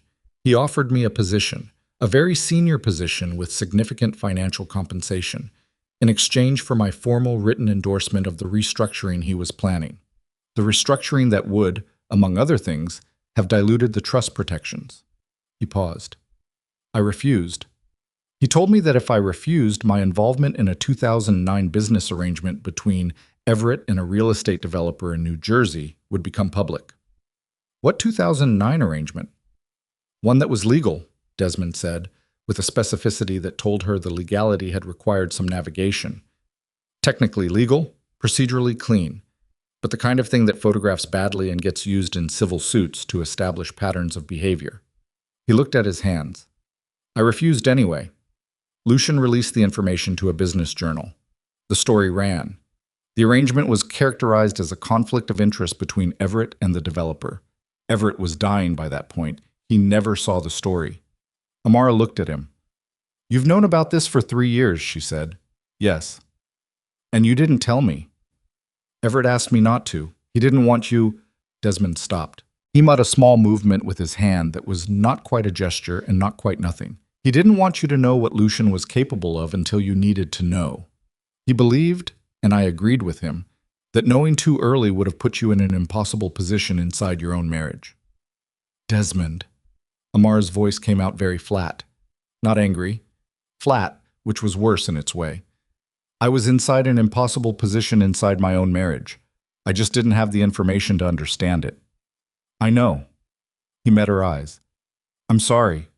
That's the truth of it. I made a decision that I believed was correct, and I have not been entirely certain of that decision for 3 years, and now I'm less certain than I've ever been. Nina was already thinking, already moving through implications with the visible focus of someone calculating how fast a fire was going to spread. The 2009 arrangement, does Lucian have documentation of it, something he can produce? He produced it for the business journal, so yes. And he's going to use it to argue that Desmond has a personal vendetta against him, which contaminates everything Desmond has provided, which contaminates the team assembled here, which builds toward his argument that the board members' statements were coordinated by hostile parties with an existing grievance. She looked at Amara. He's going to argue this entire action is a conspiracy, not a response to fraud. It's not a conspiracy, Amara said. I know that. You know that. We need to make sure a judge knows that, and we need to do it before Lucian's team gets to define the frame. Nina pressed her fingertips against her forehead. We need to separate you from Desmond procedurally, not personally. You can have whatever relationship you want, but in the legal filings, in the court's understanding of the case, Desmond needs to be a supporting witness, not a central figure. The case is yours. Your evidence, your inheritance, your trust documents. Desmond is context. He is not the engine. He's the reason I found the documents, Amara said. I know, but the documents are the documents regardless of how you found them. They are authentic. They are original. They exist independent of Desmond Carradine. We lean into the documents. We lean away from the narrative that this started with Desmond. Nina looked at Amara steadily. Can you do that? Publicly? Amara looked at Desmond. Desmond said quietly, She's right. I know she's right, Amara said. I just wanted a moment to be angry about it. She took the moment. It was approximately 4 seconds. Then she said, What else? And Nina said, We need to talk about Celeste Marrow. Amara had not spoken Celeste's name since the first night. She had thought it. She had thought it every time she had reviewed the messages on the copies she'd made, every time the word Crestline appeared in a document, because Celeste Marrow appeared in the messages as the intended recipient of assets from the Crestline accounts, the person Lucian had told to prepare to leave the country, the woman who had written, Can't wait for tonight, while Amara was sitting alone at a Thanksgiving table she had spent the morning preparing. What about her? Amara said. She's going to be a witness in the federal matter, Nina said, whether she wants to be or not. She received assets from the Crestline accounts. The wire transfer records show her name on a personal account that received diverted funds. She is in the eyes of a federal prosecutor, either a co-conspirator or a secondary victim of Lucian's scheme, depending on what she knew and when. Nina paused. I have reason to believe she has already been contacted. By who? By federal investigators. The intake attorney this morning wasn't just acknowledging receipt of our letter. They've been watching Crestline Maritime for 4 months independently. Our letter connected dots they already had separately, which means Celeste Marrow has potentially been under investigation since before Thanksgiving. The room was very quiet. Amara processed this. Celeste Marrow, who had written, Can't wait for tonight, who had received jewelry and hotel rooms and $34,000 and wire transfers from shell accounts, who had been told to prepare to leave the country, had potentially been under federal surveillance for 4 months, which meant that the photographs in Lucian's phone, the receipts, the messages, potentially all of it had already been seen by people whose job was to build criminal cases. "He didn't just betray me," Amara said. The words came out slowly. "He was already compromised before Thanksgiving. The whole plan, the restructuring, the asset transfer, leaving the country.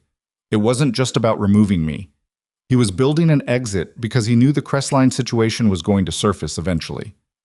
"That's our read," Nina said. "Yes.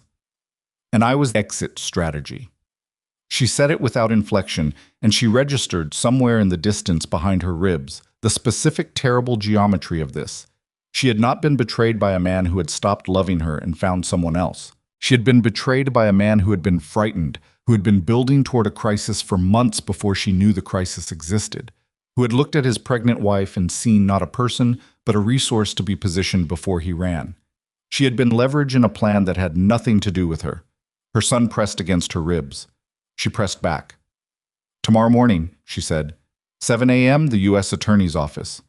She looked around the kitchen, at Nina and Jerome and Roland and Desmond, at the table covered in documents that represented her father's life's work and her husband's betrayal and the specific brutal education of the last 60 hours. "We walk in there and we tell them everything. Every document, every account number, every forged signature, every manifest discrepancy. All of it." "And Celeste?" Nina asked. Amara thought about Celeste Marrow, the voice on Lucian's phone, the photographs, the jewelry receipts. A woman who had either known exactly what she was part of or had been used as surely as Amara had, just differently, with different promises made and different leverage applied. She did not know which of those things was true. She did not know yet, and not knowing was important, because the version where Celeste was a knowing participant was one thing, and the version where Celeste was another instrument in Lucian's orchestra was something else entirely, and she was not going to decide in advance which version she believed. "We tell them what we have about Celeste and we let the investigators decide what it means," Amara said. "That's not my job. My job is the trust, my son's inheritance, my father's legacy." She stood up straight. The ache in her back had been present all day, and she had been moving with it and around it, and she would keep doing that because there was no alternative. "Everything else is secondary." "Then we're ready," Nina said. Outside, the snow that had been threatening since morning had finally begun to fall, light and irregular, the first real snow of December, settling on the bare trees along Desmond's property line and on the surveillance cameras that Lucian's people had placed somewhere in the dark beyond those trees, recording the lights in the windows of this house where the woman he had planned to erase was sitting with the documents that would determine whether he survived what he had started. Amara walked to the window and looked out at the falling snow. She thought about what Nina had said. "We need to separate you from Desmond procedurally." She thought about what Desmond had said. "I made a decision that I believed was correct." She thought about what the anonymous text had said. "He knows about Desmond." And she understood, with the clarity that had been arriving in increments since Thanksgiving night, that the person she had been at the beginning of this, the woman who had reached for a buzzing phone simply to silence it, was not the person she needed to be at 7 tomorrow morning in a federal building in Lower Manhattan. That woman had trusted the wrong person for 6 years. The woman walking into that meeting tomorrow could not afford to trust the wrong person for 6 more minutes. She was going to have to become something she had never tried to be before, and she was going to have to do it while 26 weeks pregnant, running on 4 hours of sleep and decaf tea, with her father's documents under her arm, and the weight of everything her family had built pressing against her from the inside out. She looked at the snow falling on the dark trees. She looked at her own reflection in the glass. Tired, obviously pregnant, still wearing yesterday's clothes because she had not thought to pack enough. Her hair pulled back in the particular way she wore it when she was working and stopped caring how she looked. She looked like someone in the middle of a war. She supposed that was accurate. She turned from the window. "Get some sleep," she said to the room. "Whatever you can. We leave at 6. And in the dark outside the house, the snow kept falling on the trees and on the hidden cameras and on a city that did not know yet what was about to happen inside it. The convergence of a federal investigation, a forged board resolution, a 59% voting share, and a woman who had spent 6 years being underestimated by the one person who should have known exactly who she was, who she had always been. That was the thing Lucian had never understood, and it was the thing that was going to cost him everything. They left Desmond's house at 6:14 because the snow had made the roads uncertain, and Nina did not take chances with timing when federal buildings were involved. Amara sat in the back of Nina's car with Roland's summary folder on her lap and her father's original trust documents in the bag at her feet, and the specific physical awareness of her son's weight shifting as the car moved through the early morning dark. Nobody spoke much on the drive down. The silence was not uncomfortable. It was the silence of people who had said what needed saying the night before and were now in the transition between preparation and action, the narrow corridor where talking doesn't help and thinking too much doesn't help. And the only thing that helps is keeping your hands steady and your eyes forward. Amara looked out the window at the December highway and the gray pre-dawn sky and the first signs for the city appearing at the margins of her vision, and she thought about her father. Everett Whitmore had built something real. That was the fact she kept returning to, the anchor point beneath everything else that had shifted and broken and revealed itself as false in the past 72 hours. He had built something real, and he had protected it with the specific foresight of a man who had seen what happened to real things when they were left unprotected. He had not trusted perfectly. He had trusted Lucian Viscari, and that trust had been misplaced, and Everett had known enough about the world to build for that possibility without knowing it would arrive. She wished she could tell him he had been right. She wished a lot of things that were not useful to wish, and she set them aside. The federal building on St. Andrews Plaza was lit against the gray morning, and the U.S. Attorney's intake attorney, a woman named Priya Sandhu, who looked approximately 35 and moved with the contained precision of someone who had been working since 6, was waiting for them in a conference room on the 4th floor with 2 colleagues whose names Amara registered and immediately forgot because she was managing too many things at once to hold on to names that didn't matter yet. The meeting lasted 2 hours and 40 minutes. Amara talked for most of it. She had expected Nina to lead, but Nina had been clear the night before. You are the beneficiary. You are the victim of the fraud. When they look at who is sitting across from them, they need to see you, not your attorney. Attorneys talk for people who can't talk for themselves. You can talk for yourself. So she talked. She laid it out in the same order she had written it: chronological, factual, specific. The phone, the messages, the financial transfers, the voice memo, the forged resolution, the manifest discrepancies, the Crestline accounts, Rodrigo Delgado's signatures, the asset freeze and the $11.4 million that had moved 47 minutes after she told Lucian to call his attorney. Priya Sandhu listened without interrupting, which was itself informative. Attorneys who interrupted were building their responses while you talked. Attorneys who listened without interrupting were either disengaged or already knew most of what you were telling them. Priya Sandhu was not disengaged. When Amara finished, Priya looked at her colleagues and then back at Amara. The Crestline maritime accounts have been under parallel review by this office for 4 months, she said. It was not a surprise, Nina had told her, but hearing it stated flatly in a federal conference room gave it a different weight. The manifest discrepancies you've identified correlate with 3 separate cargo irregularities that our office has been building documentation on. Your materials, specifically the internal transfer records from Mr. Park and the signed resolutions from the Port Authority contact, fill gaps in our chain of documentation that we have been trying to address through other channels. What was moved, Amara said, in the cargo? Priya looked at her steadily. I'm not able to share active investigation details with a cooperating party. I understand that, but those terminals belong to my family's trust. Whatever was moved through them, my family's name is attached to the infrastructure. I need to understand the scope. Priya was quiet for a moment. The irregularities are significant. The nature of the cargo is not something I can characterize today. What I can tell you is that the investigation is not limited to the manifest discrepancies. It is broader than that. It has been active for a significant period, and your materials accelerate our timeline substantially. Amara absorbed this. Rodrigo Delgado, she said, Viscari Global's operations director. Is a person of interest in our investigation, Priya said. Yes. And Lucian Viscari. Priya looked at her without expression. I'm going to encourage you to focus on the civil aspects of your case and allow this office to pursue the criminal aspects through our own process. Those two things can proceed simultaneously, and they're stronger when they're not tangled." She paused. "What I will tell you is that your proactive engagement this morning is noted and appreciated, and your cooperation will be documented in a way that protects your standing as a victim party rather than an associated entity." "That's what I came here for," Amara said. On the street outside at 9:17, Nina called the team into a tight group on the sidewalk and said, in a voice pitched low against the cold air, "We are now in a federal cooperation framework that changes what we say publicly, what we file, and when. It does not change December 9th. The board hearing proceeds on our timeline, regardless of the federal investigation." "Lucian's team will try to delay December 9th, Jerome said. "Now that they know about the federal contact, they'll file for continuance, claim that the civil and criminal matters need to be resolved sequentially."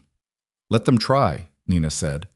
"The trust documents and the forged resolution are corporate governance matters entirely separate from the federal criminal investigation. The judge assigned to December 9th is not going to delay a corporate governance hearing because a defendant wants more time." She looked at Amara. "How are you feeling?"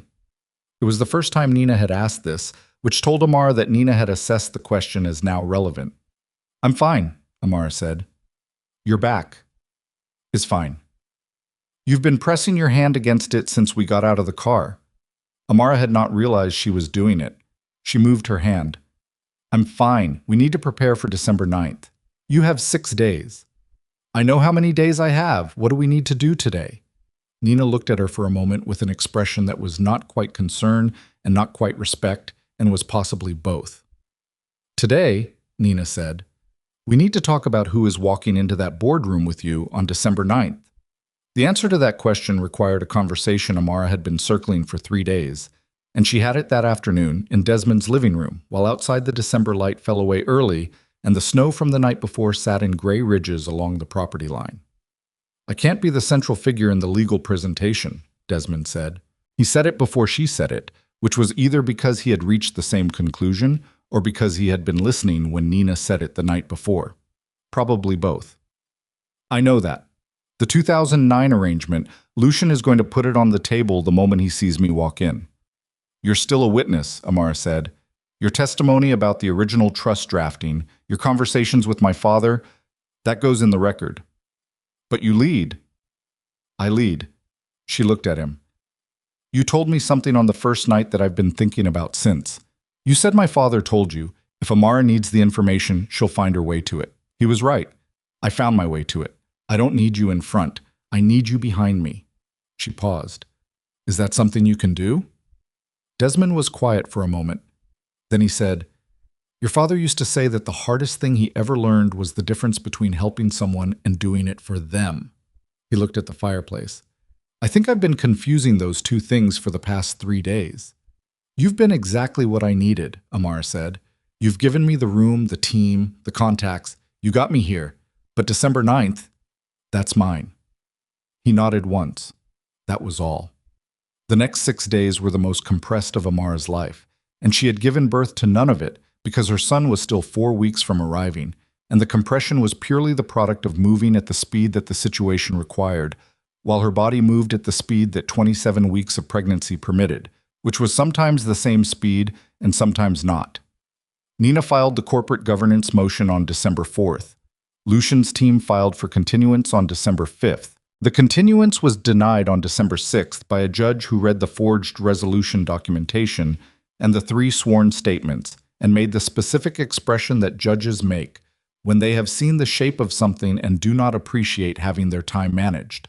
The conservatorship motion, reviewed in the same session, was characterized in the denial order as unsupported by the factual record currently before the court and set aside pending the December 9th governance hearing. On December 7th, Rodrigo Delgado did not show up to work at Vescry Global. On December 8th, Marcus Trell filed a motion to have the December 9th hearing conducted in camera, privately, without observers, on the grounds that the materials involved were commercially sensitive. The motion was denied at 4:43 in the afternoon. Amara was at Dr. Okafor's office when she got the text from Jerome with the denial. She was lying on the examination table with the ultrasound gel cold against her stomach, and the sound of her son's heartbeat filling the small room. 142 beats per minute, steady and unremarkable in the best way. When the phone buzzed in her hand. Motion denied. "We're on for tomorrow. You ready?" She looked up at the monitor. Her son's face in profile, his hands curled near his chin, his chest moving with the small practice breaths that fetuses make in preparation for a world they haven't entered yet. She typed back, "Yes." Dr. Okafor, who had been looking at the monitor and then at Amara for the past 5 minutes with an expression that balanced professional assessment and genuine concern, said, "Blood pressure is slightly elevated. Not alarming, manageable. But I need you to tell me honestly, what is your stress level on a scale of 1 to 10? 4, Amara said. Amara. Fine. 7. What's happening tomorrow is the thing you can't move. No. Then I'm going to tell you what I tell all my patients who have important things happening that they can't move. Your body is going to do what it needs to do regardless of your schedule. The baby doesn't know about the meeting. He operates on his own timeline, so I need you to promise me something." "What?" "If anything feels wrong tomorrow, not stressful, not exhausting, wrong, you stop. Whatever is happening in that room, you stop and you call me." Amara looked at the monitor, her son's profile, his small hands. "I promise," she said. She meant it. She slept 6 hours. She woke at 5. She ate breakfast because Desmond made it and stood at the counter until she did. She dressed carefully. The navy maternity suit she had brought from the penthouse, the one she had bought in October for a company dinner she had attended on Lucian's arm, smiling at people who had known about Celeste and said nothing. She looked at herself in the bathroom mirror and adjusted the collar and looked at her own face for a long moment. She looked tired. She looked pregnant. She looked like herself. That was enough. The Vescari Global Headquarters on Park Avenue was a building she had entered hundreds of times in 6 years, and it looked exactly as it always had. Glass and steel, the company crest above the entrance, the security desk in the marble lobby where the same guard who had worked mornings for 11 years nodded at her the way he always nodded at people he recognized. He nodded at her now, and she nodded back and walked to the elevator. The boardroom was on the 41st floor. Nina was to her left. Jerome was behind her with 2 document cases. Desmond, who had driven separately, met them at the elevator bank with an expression of controlled calm that she recognized as the same expression she was wearing. They rode to 41 without speaking. The doors opened. Lucian was already in the boardroom. She knew he would be. She had prepared for it. She had rehearsed in the way she rehearsed important things. Not out loud, not performatively, but internally, in the quiet hours, running through the moment until it was familiar enough to walk into without flinching. She still felt it when she saw him. He was standing at the head of the table, Marcus Trell at his right shoulder, 2 other attorneys she didn't recognize flanking them. He was wearing the dark charcoal suit he wore for significant meetings. His jaw was set in the specific way of someone who had been preparing for a confrontation and had decided, in preparation, that the confrontation was winnable. He looked at her when she entered. She looked at him. 15 seconds maybe, where neither of them said anything, where the room held its breath around the fact of their marriage and its ruin and all the documents on the table between them. Then she walked to the chair reserved for the controlling beneficiary and sat down. Marcus Trell said, "Miss Whitmore, I want to clarify before we begin that my client maintains—" "Save it for the presentation, Mr. Trell," Nina said, placing the first document case on the table. "We'll go in order." The board members filed in. 5 of the 7, the 2 whose names were forged on the fraudulent resolution, were present. Amara watched them take their seats, watched Diane Osei sit down across the table with a composed expression that contained, if you knew how to read it, the specific anger of someone who had been waiting for this room. The 7th seat was empty. Lucian's man. Someone who had been on the board since Lucian's consolidation. Nina noted the empty seat without commenting on it. The Governance Council, an independent attorney appointed by the board's independent directors, called the meeting to order at 9:03. Lucian spoke first. He had the floor first because he had requested it, and the Governance Council had allowed it, which was fine, which was exactly what Amara had anticipated. He stood at the head of the table, and he spoke for 14 minutes. She listened.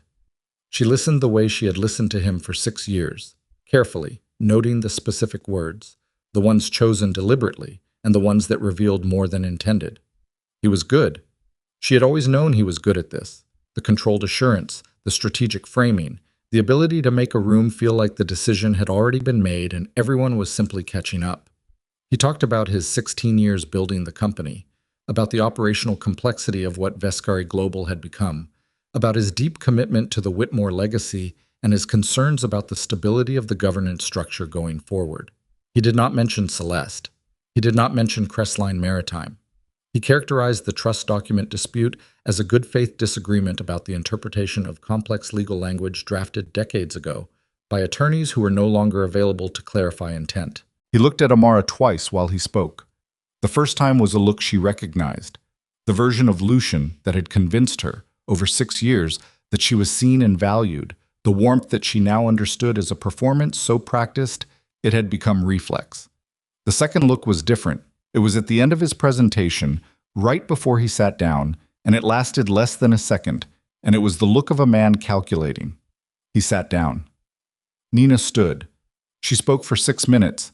Then she opened the first document case and placed the original trust documents on the table and slid them to the Governance Council. The room got quiet. The Whitmore family trust documents are original, authenticated by 2 independent chains of documentation, including a prior filing with a Philadelphia attorney established in 2001, Nina said. They have never been superseded. The controlling beneficial interest has always belonged to Amara Whitmore, the management authority exercised by Lucian Vescari. Over the past 16 years was operational authority granted by the trust, not ownership authority. She paused. The distinction matters. Marcus Trell leaned forward. The trust language is subject to interpretation regarding the scope of— I'm not finished, Nina said. She opened the second case. This is a corporate resolution dated 6 weeks ago, purportedly signed by 3 sitting board members authorizing the suspension of trust beneficiary protections. She placed it on the table. And these are sworn statements from those 3 board members confirming that they did not sign this document, were not present at any meeting where it was discussed, and have no knowledge of how their signatures were obtained. Lucian did not move. Marcus Trell's face went through something that was not quite visible but was present in the stillness that replaced whatever expression he had been wearing. Nina placed the sworn statements beside the resolution. This is a forged document, she said, executed with the intent to fraudulently diminish the controlling beneficiary's interest in the Whitmore family trust. Under the terms of the trust instrument itself, she reached into the case and produced the relevant page, flagged in yellow, and placed it before the Governance Council. This documented fraudulent action triggers an automatic vesting clause, increasing the controlling beneficiary's interest by 8 percentage points above her existing majority. She looked at the room. Ms. Whitmore's controlling interest is not 51%, Nina said. It is 59%, and it became 59% the moment this forged resolution was executed. We are not asking the board to grant it. We are asking the board to acknowledge that it already exists. The room did not move. Lucian's jaw moved. A small, barely visible tightening that she had seen once before, Rotterdam, the negotiation that had gone sideways, and she knew from having seen it before that she was watching him recalculate. This is manufactured, he said. Not to the room. To her. Directly to her, past the Governance Council, past the attorneys, past the board members, directly across the table to his wife. You found a clause in a 40-year-old document and you're using it to— Lucian. Her voice was quiet. He stopped. Don't. Something moved through his expression, fast, gone almost before it arrived, but she had seen it, and it was not anger. It was recognition. He recognized something in her voice, or in the word, or in the particular quality of stillness with which she delivered it. And the recognition was not comfortable. Marcus Trell put his hand on Lucian's arm. Lucian shook it off. You have nothing, Lucian said. You have old documents and sworn statements from board members who were coordinated by Desmond Carradine, who has had a personal grievance against me for 3 years. Mr. Vescari, the Governance Council said, and you are using a pregnancy and a convenient narrative about betrayal to execute a coordinated seizure of a company that I built, Mr. Vescari, that I spent 16 years building while you— His voice cracked. Not from emotion, from pressure. From the specific internal pressure of a man who had been holding something at bay and felt it coming loose. While you were shopping and going to yoga classes and having lunch with your friends and playing at being a businesswoman, that's enough. The governance council's voice cut across the room, sharp, firm. Mr. Viscari, sit down. Lucian sat down. The room was very still. Amara had not moved. She had not changed expression. She had her hands flat on the table, one on each side of the document Nina had placed before her, and she was looking at her husband, at the man she had loved for 6 years, who had just stood in a corporate boardroom and described her as playing at being a businesswoman, while his mistress received wire transfers from shell accounts he had built from her father's money. And she felt something she had not expected. Not anger, not satisfaction, clarity. The same cold clarity she had felt on Thanksgiving night, standing in the entryway with his phone in her hand. He had just shown the board who he was. She had not needed to say a word. Nina let the silence sit for 3 seconds. A specific, deliberate 3 seconds. Then she said, "We have one additional item." She reached into the second case. "These are internal transfer records from Vescari Global's operational accounts, cross-referenced with Port Authority, manifest discrepancies at the Newark and Savannah terminals, both of which are Whitmore Trust properties.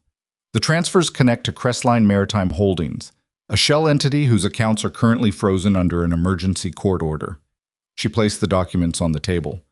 "We are not presenting this material as evidence of criminal liability in this proceeding. We are presenting it as evidence of the systematic misuse of Whitmore Trust assets by the executive management of this company." She looked at the board.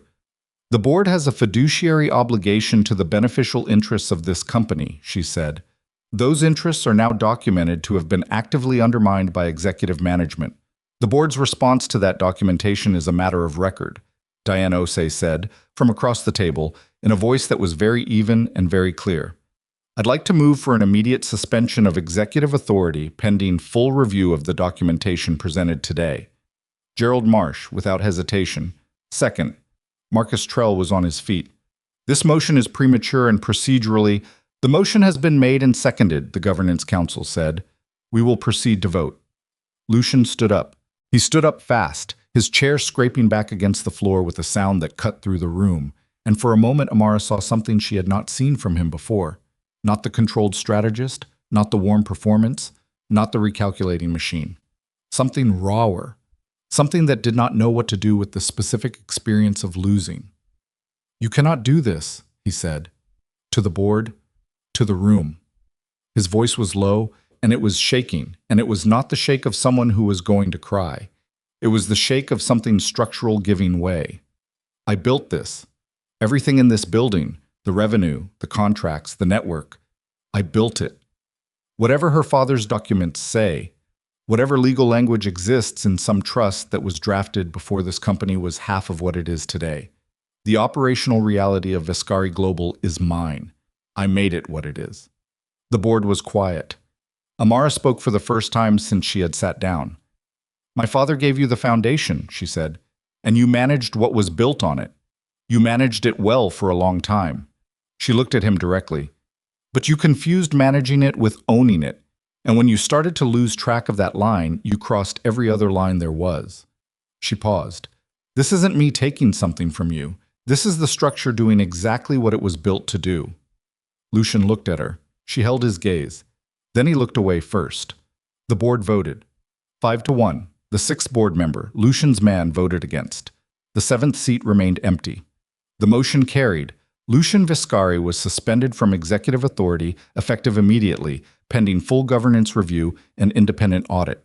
Security entered the room at 9:57, 2 men who had worked building security for 8 years and looked deeply uncomfortable with the specific nature of their assignment this morning.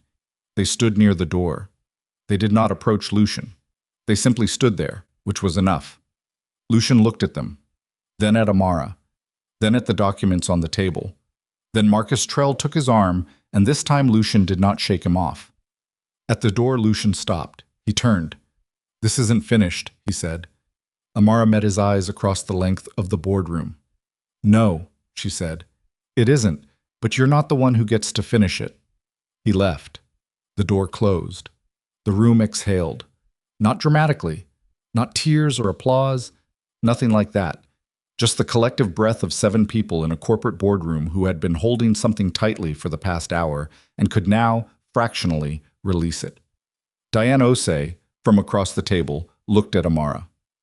"What do you need from the board?" she asked. Amara placed both hands flat on the table. Her back was aching, not the chronic pregnancy ache, but something sharper, something that had started in the last 20 minutes and that she was presently deciding whether to pay attention to. She paid attention to it. It was not alarming. It was the specific ache of a body that had been under extraordinary stress for 11 days and was registering that stress in the way bodies registered things when you stopped moving fast enough to outrun them. She breathed. The ache settled. She looked at the board. "Independent audit of every account connected to Crestline Maritime Holdings," she said. "Immediate review of all operational contracts signed in the past 36 months. And a forensic governance review of the amended bylaw language drafted by Marcus Trell's office to determine what was filed, what was represented, and to whom." She paused. "Then we rebuild the board. We find people who knew my father's standards and can hold this company to them. People who don't need to be told what a forged resolution looks like in order to recognize one." Diane Osei nodded. "We can do that," she said. Outside the boardroom windows, Manhattan lay in the December light, cold and gray and absolutely indifferent, as it always was, to the specific human catastrophe that had just concluded 41 floors above its sidewalks. Amara sat in the controlling beneficiary's chair and looked out at it. She felt the baby shift. The specific role she had learned to read as him acknowledging something, registering his presence, reminding her he was still there and still waiting for the world outside to be ready for him. She put her hand on her stomach. Nina beside her said quietly, "You okay?" Amara thought about the question. She thought about 11 days.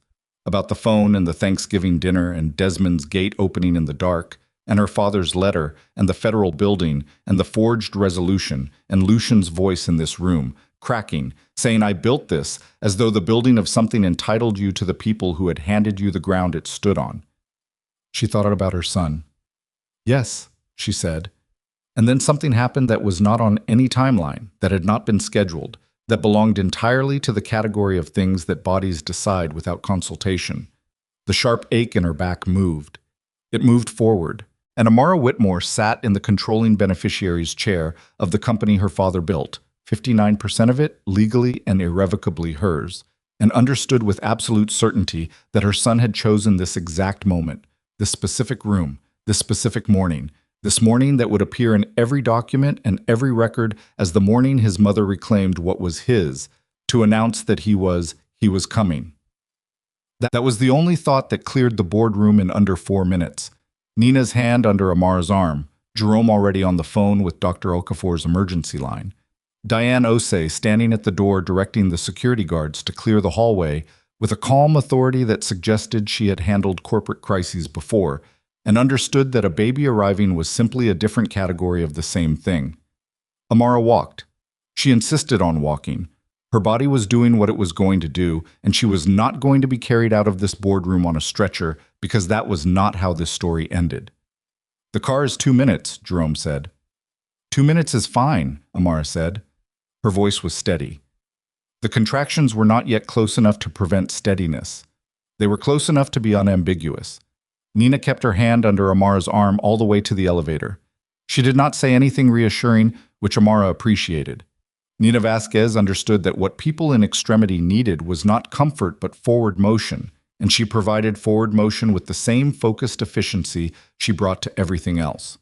In the elevator, Amara leaned against the wall and breathed the way Dr. Okafor had taught her, long out, longer out than in, because the exhale was the thing you could control when everything else was operating on its own schedule. The elevator descended, 41 floors. She counted them without meaning to. The car was there. Jerome held the door. Nina got in beside her. "Hospital," Nina said to the driver. Amara looked at the building as the car pulled away. The Vescari global crest above the entrance. The marble lobby visible through the glass doors. The guard at the security desk who had nodded at her for 6 years. She did not look away until the building was gone. Everett James Whitmore Viscari arrived at 2:47 in the afternoon on December 9th, which was the same morning his mother had recovered his inheritance and would therefore be a date that appeared in corporate documents and birth certificates simultaneously. A coincidence that Amara would not fully process until much later, in a quieter moment, when she had the space to find it meaningful. He weighed 7 pounds, 2 ounces. He cried immediately, and with conviction, which Dr. Okafor said was excellent, which Amara already knew because she had been waiting for it, and the sound of it hit her somewhere beneath language, somewhere that had nothing to do with the boardroom, or the documents, or the 11 days that had preceded this room and this moment. She held him against her chest, and he stopped crying. She did not stop. She cried for the first time since Thanksgiving night, and it was not the composed, managed grief she had been rationing since she had read Lucian's phone. It was something older and larger and less organized than that. It was all of it at once. The sweet potato casserole and the amber candle and Rotterdam and the voice memo and her father's handwriting on a sealed envelope and Desmond's face in the doorway and $11.4 million that had tried to disappear and 59% and the boardroom and Lucian's voice cracking and this room and this weight against her chest and the specific overwhelming fact of this person, this new person who had been present through all of it and had chosen this morning to arrive. She held him and she cried and nobody in the room said anything because there was nothing to say. Desmond was in the waiting room when a nurse came out to tell him. He had driven to the hospital directly from the building, arriving before the car did, which meant he had left before the vote.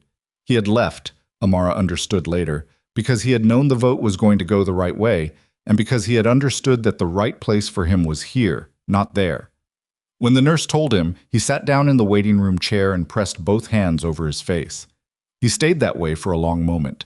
Then he took his hands away, looked at the ceiling of a hospital waiting room in Midtown Manhattan, and said, quietly, to nobody in particular, "Everett, you old man, you were right about her." 3 days later, Lucian's attorney sent a formal request for a meeting. Amara read the request from the hospital bed, where she was technically supposed to be resting and was instead reviewing audit documents that Roland had sent, because rest was a concept she understood intellectually and planned to implement eventually. She gave the request to Nina. Nina's response was 3 sentences. It outlined the terms under which a meeting might occur: Lucian's full cooperation with the federal investigation, a complete withdrawal of the conservatorship motion, and a signed acknowledgement that the Whitmore Trust documents were authentic and controlling. Until those 3 conditions were met, there was nothing to discuss. Marcus Trell called Nina directly the following morning. Lucian had signed the acknowledgement. The conservatorship motion was withdrawn.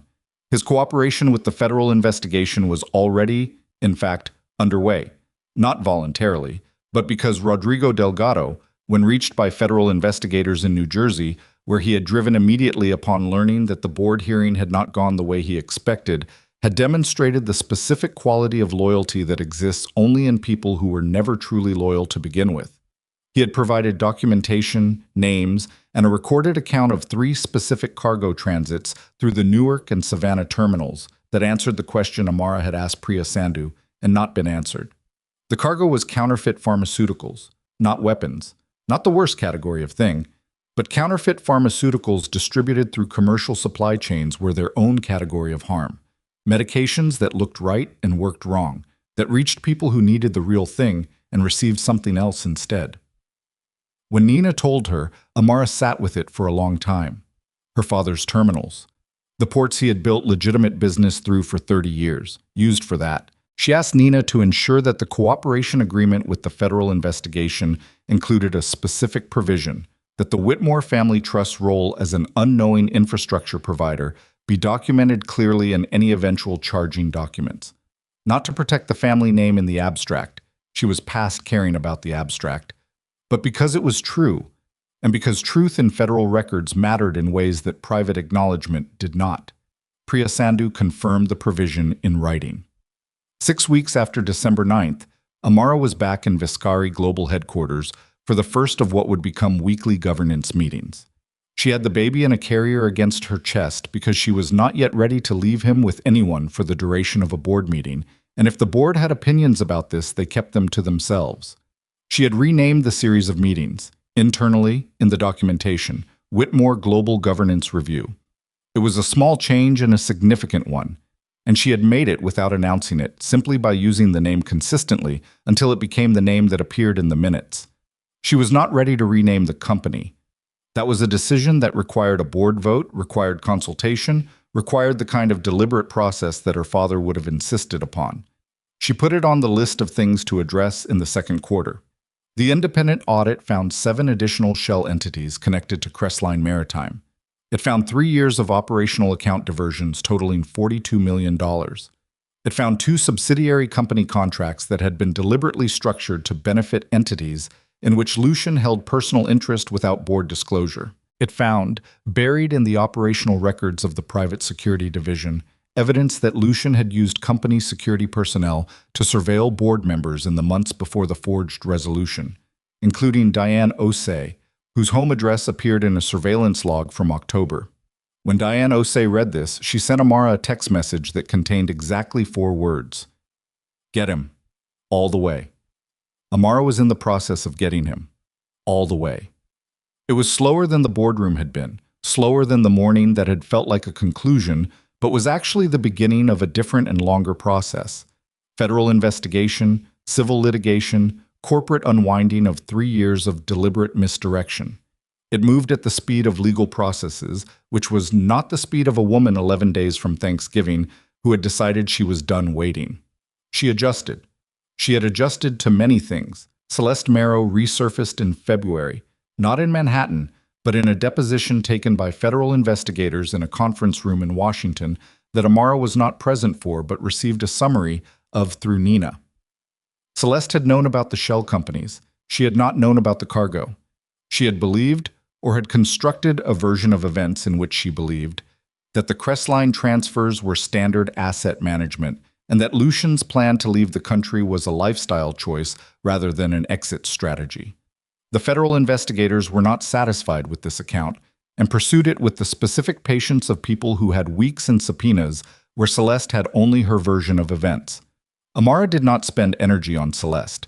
This surprised her a little. She had expected the anger about the affair to require more of her than it did. But the affair in the end was the least of what had happened, and the anger had been absorbed into the larger and more structural betrayal until it was simply a component rather than its own separate wound. She was not generous about Celeste. She was not ungenerous. She was simply focused elsewhere. In March, she sent Lucian 1 package. She prepared it herself, without telling Nina or Desmond what she was doing, because it was not a legal action, and it was not a strategic one. It was personal, and it was final, and it was hers. Inside the box was her wedding ring, nothing else. No letter, no accusation, no list of what he had cost her, or what she had built from the wreckage. No explanation for a man who already knew exactly what he had done and had made the specific calculation that she would not survive the knowing of it. She sealed the box and sent it. Desmond asked her later, carefully, whether she had written anything to accompany it. No, she said. He nodded. Your father, when he ended a partnership that had gone wrong, used to say that the most powerful last word is silence. He said it took him 20 years to learn that. It took me 11 days, Amara said. Desmond looked at her for a moment. Then he said, he would have been very proud of you. She looked at her son, who was lying on a blanket on the floor of Desmond's study, making the specific concentrated expression of a person, discovering that their hands were attached to them, and that this was interesting, 6 weeks old, already his own person. I know, she said. The Whitmore Foundation Gala was held in April, at a venue in Midtown that had hosted the same event for 20 years, since her father had established the foundation the year Amara graduated from Columbia with her master's degree. He had taken her to that first gala and introduced her as the reason the foundation existed, which had embarrassed her at 24, and which she understood differently now. She carried Everett through the entrance. He was wearing the yellow blanket her mother had knitted. Not as a wrap, it was April and warm inside, but folded over her arm, her hand resting on it, because it was the thing she had taken from the penthouse on Thanksgiving night that belonged most completely to the future rather than the past. Desmond was already there. He was standing near the back of the room with a glass of water and the expression of a man who had spent 6 months being useful in ways that did not require him to be visible, and who had made his peace with that. He looked at Amara when she entered, at the baby, at her face. He raised his glass slightly. She raised her chin. It was enough. She spoke for 11 minutes. She had written the speech herself, refused Nina's offer to review it, refused Desmond's offer to review it, written it at 4 in the morning while Everett slept in the bassinet beside her desk, because 4 in the morning had become her working hours since his arrival, the specific quiet hours when the world contracted to just her and the sleeping weight of everything she was responsible for. She spoke about her father, not about his legal structures or his business acumen or the specific foresight that had protected her. Those things were true, but they were not what the room needed to hear. She spoke about the man who had bought amber candles from a corner store in Harlem and brought them home to make Thanksgiving smell real. The man who had told her when she was 10 years old and had been excluded from something by a group of girls who thought her dignity was something they could choose to grant or withhold, that her worth was not a thing external to her and therefore not a thing anyone else could touch. She had believed that mostly. She had believed it imperfectly, in the way of people who know a thing intellectually and have to learn it again in the body, in real time, under conditions that make comfortable knowledge into something tested and either confirmed or broken. Hers had been confirmed. Incompletely, she said to the room. With damage. With things she had believed that turned out to be false, and things she had not known about herself that she now knew. She did not stand before them as someone who had come through the fire unchanged. She stood before them as someone who had come through.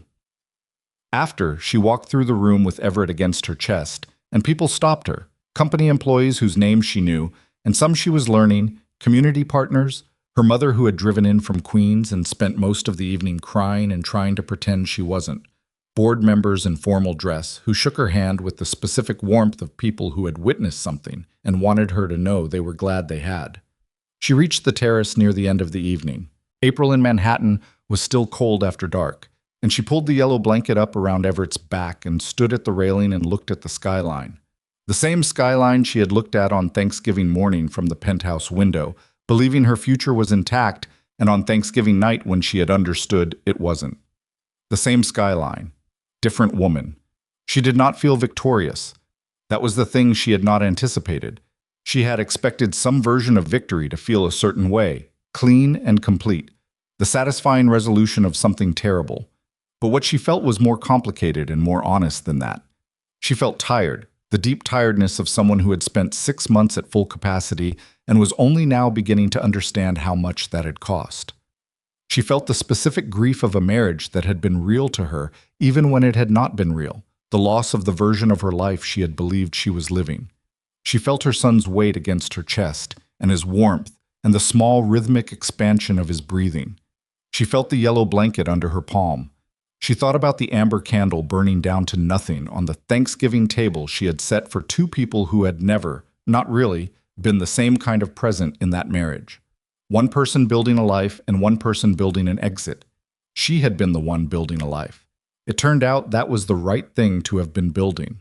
Below her, Manhattan moved the way it always moved, constant, indifferent, magnificent in its scale and its complete lack of concern for any individual story unfolding within it. She had come to this city at 22 with $70 and a letter of acceptance, and the specific ambition of someone who had been told enough times that the room was not built for them, that they had decided to stop waiting for an invitation. She had never waited well. It had cost her things over the years, patience she had forced and comfort she had sacrificed, and a marriage she had poured herself into without understanding that the vessel had a hole in it. But it had also put her in a penthouse entryway on Thanksgiving night, reaching for a buzzing phone. Everett made a sound.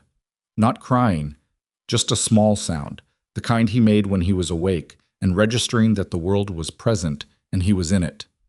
"I know," she said to him. "It's a lot." She turned from the railing. Behind her, the gala light spilled through the terrace doors and the sound of 400 people who depended on the company her father had built, who had depended on it through everything that had happened and who were still here, still working, still connected to something real, reached her as a collective warm sound without individual words. She walked back inside. Everett Whitmore's daughter. Everett James Whitmore's mother, controlling beneficiary of the Whitmore Family Trust, 59%, self-executing, permanent. The woman Lucian Vescari had described as a transitional asset carried her son through the room her father had built, through the people who would spend the next generation working inside what she was now responsible for. And she did not look back through the terrace doors at the skyline she had survived. She had already said what needed saying to it. The Empire was home. And this time, the name on the door was right.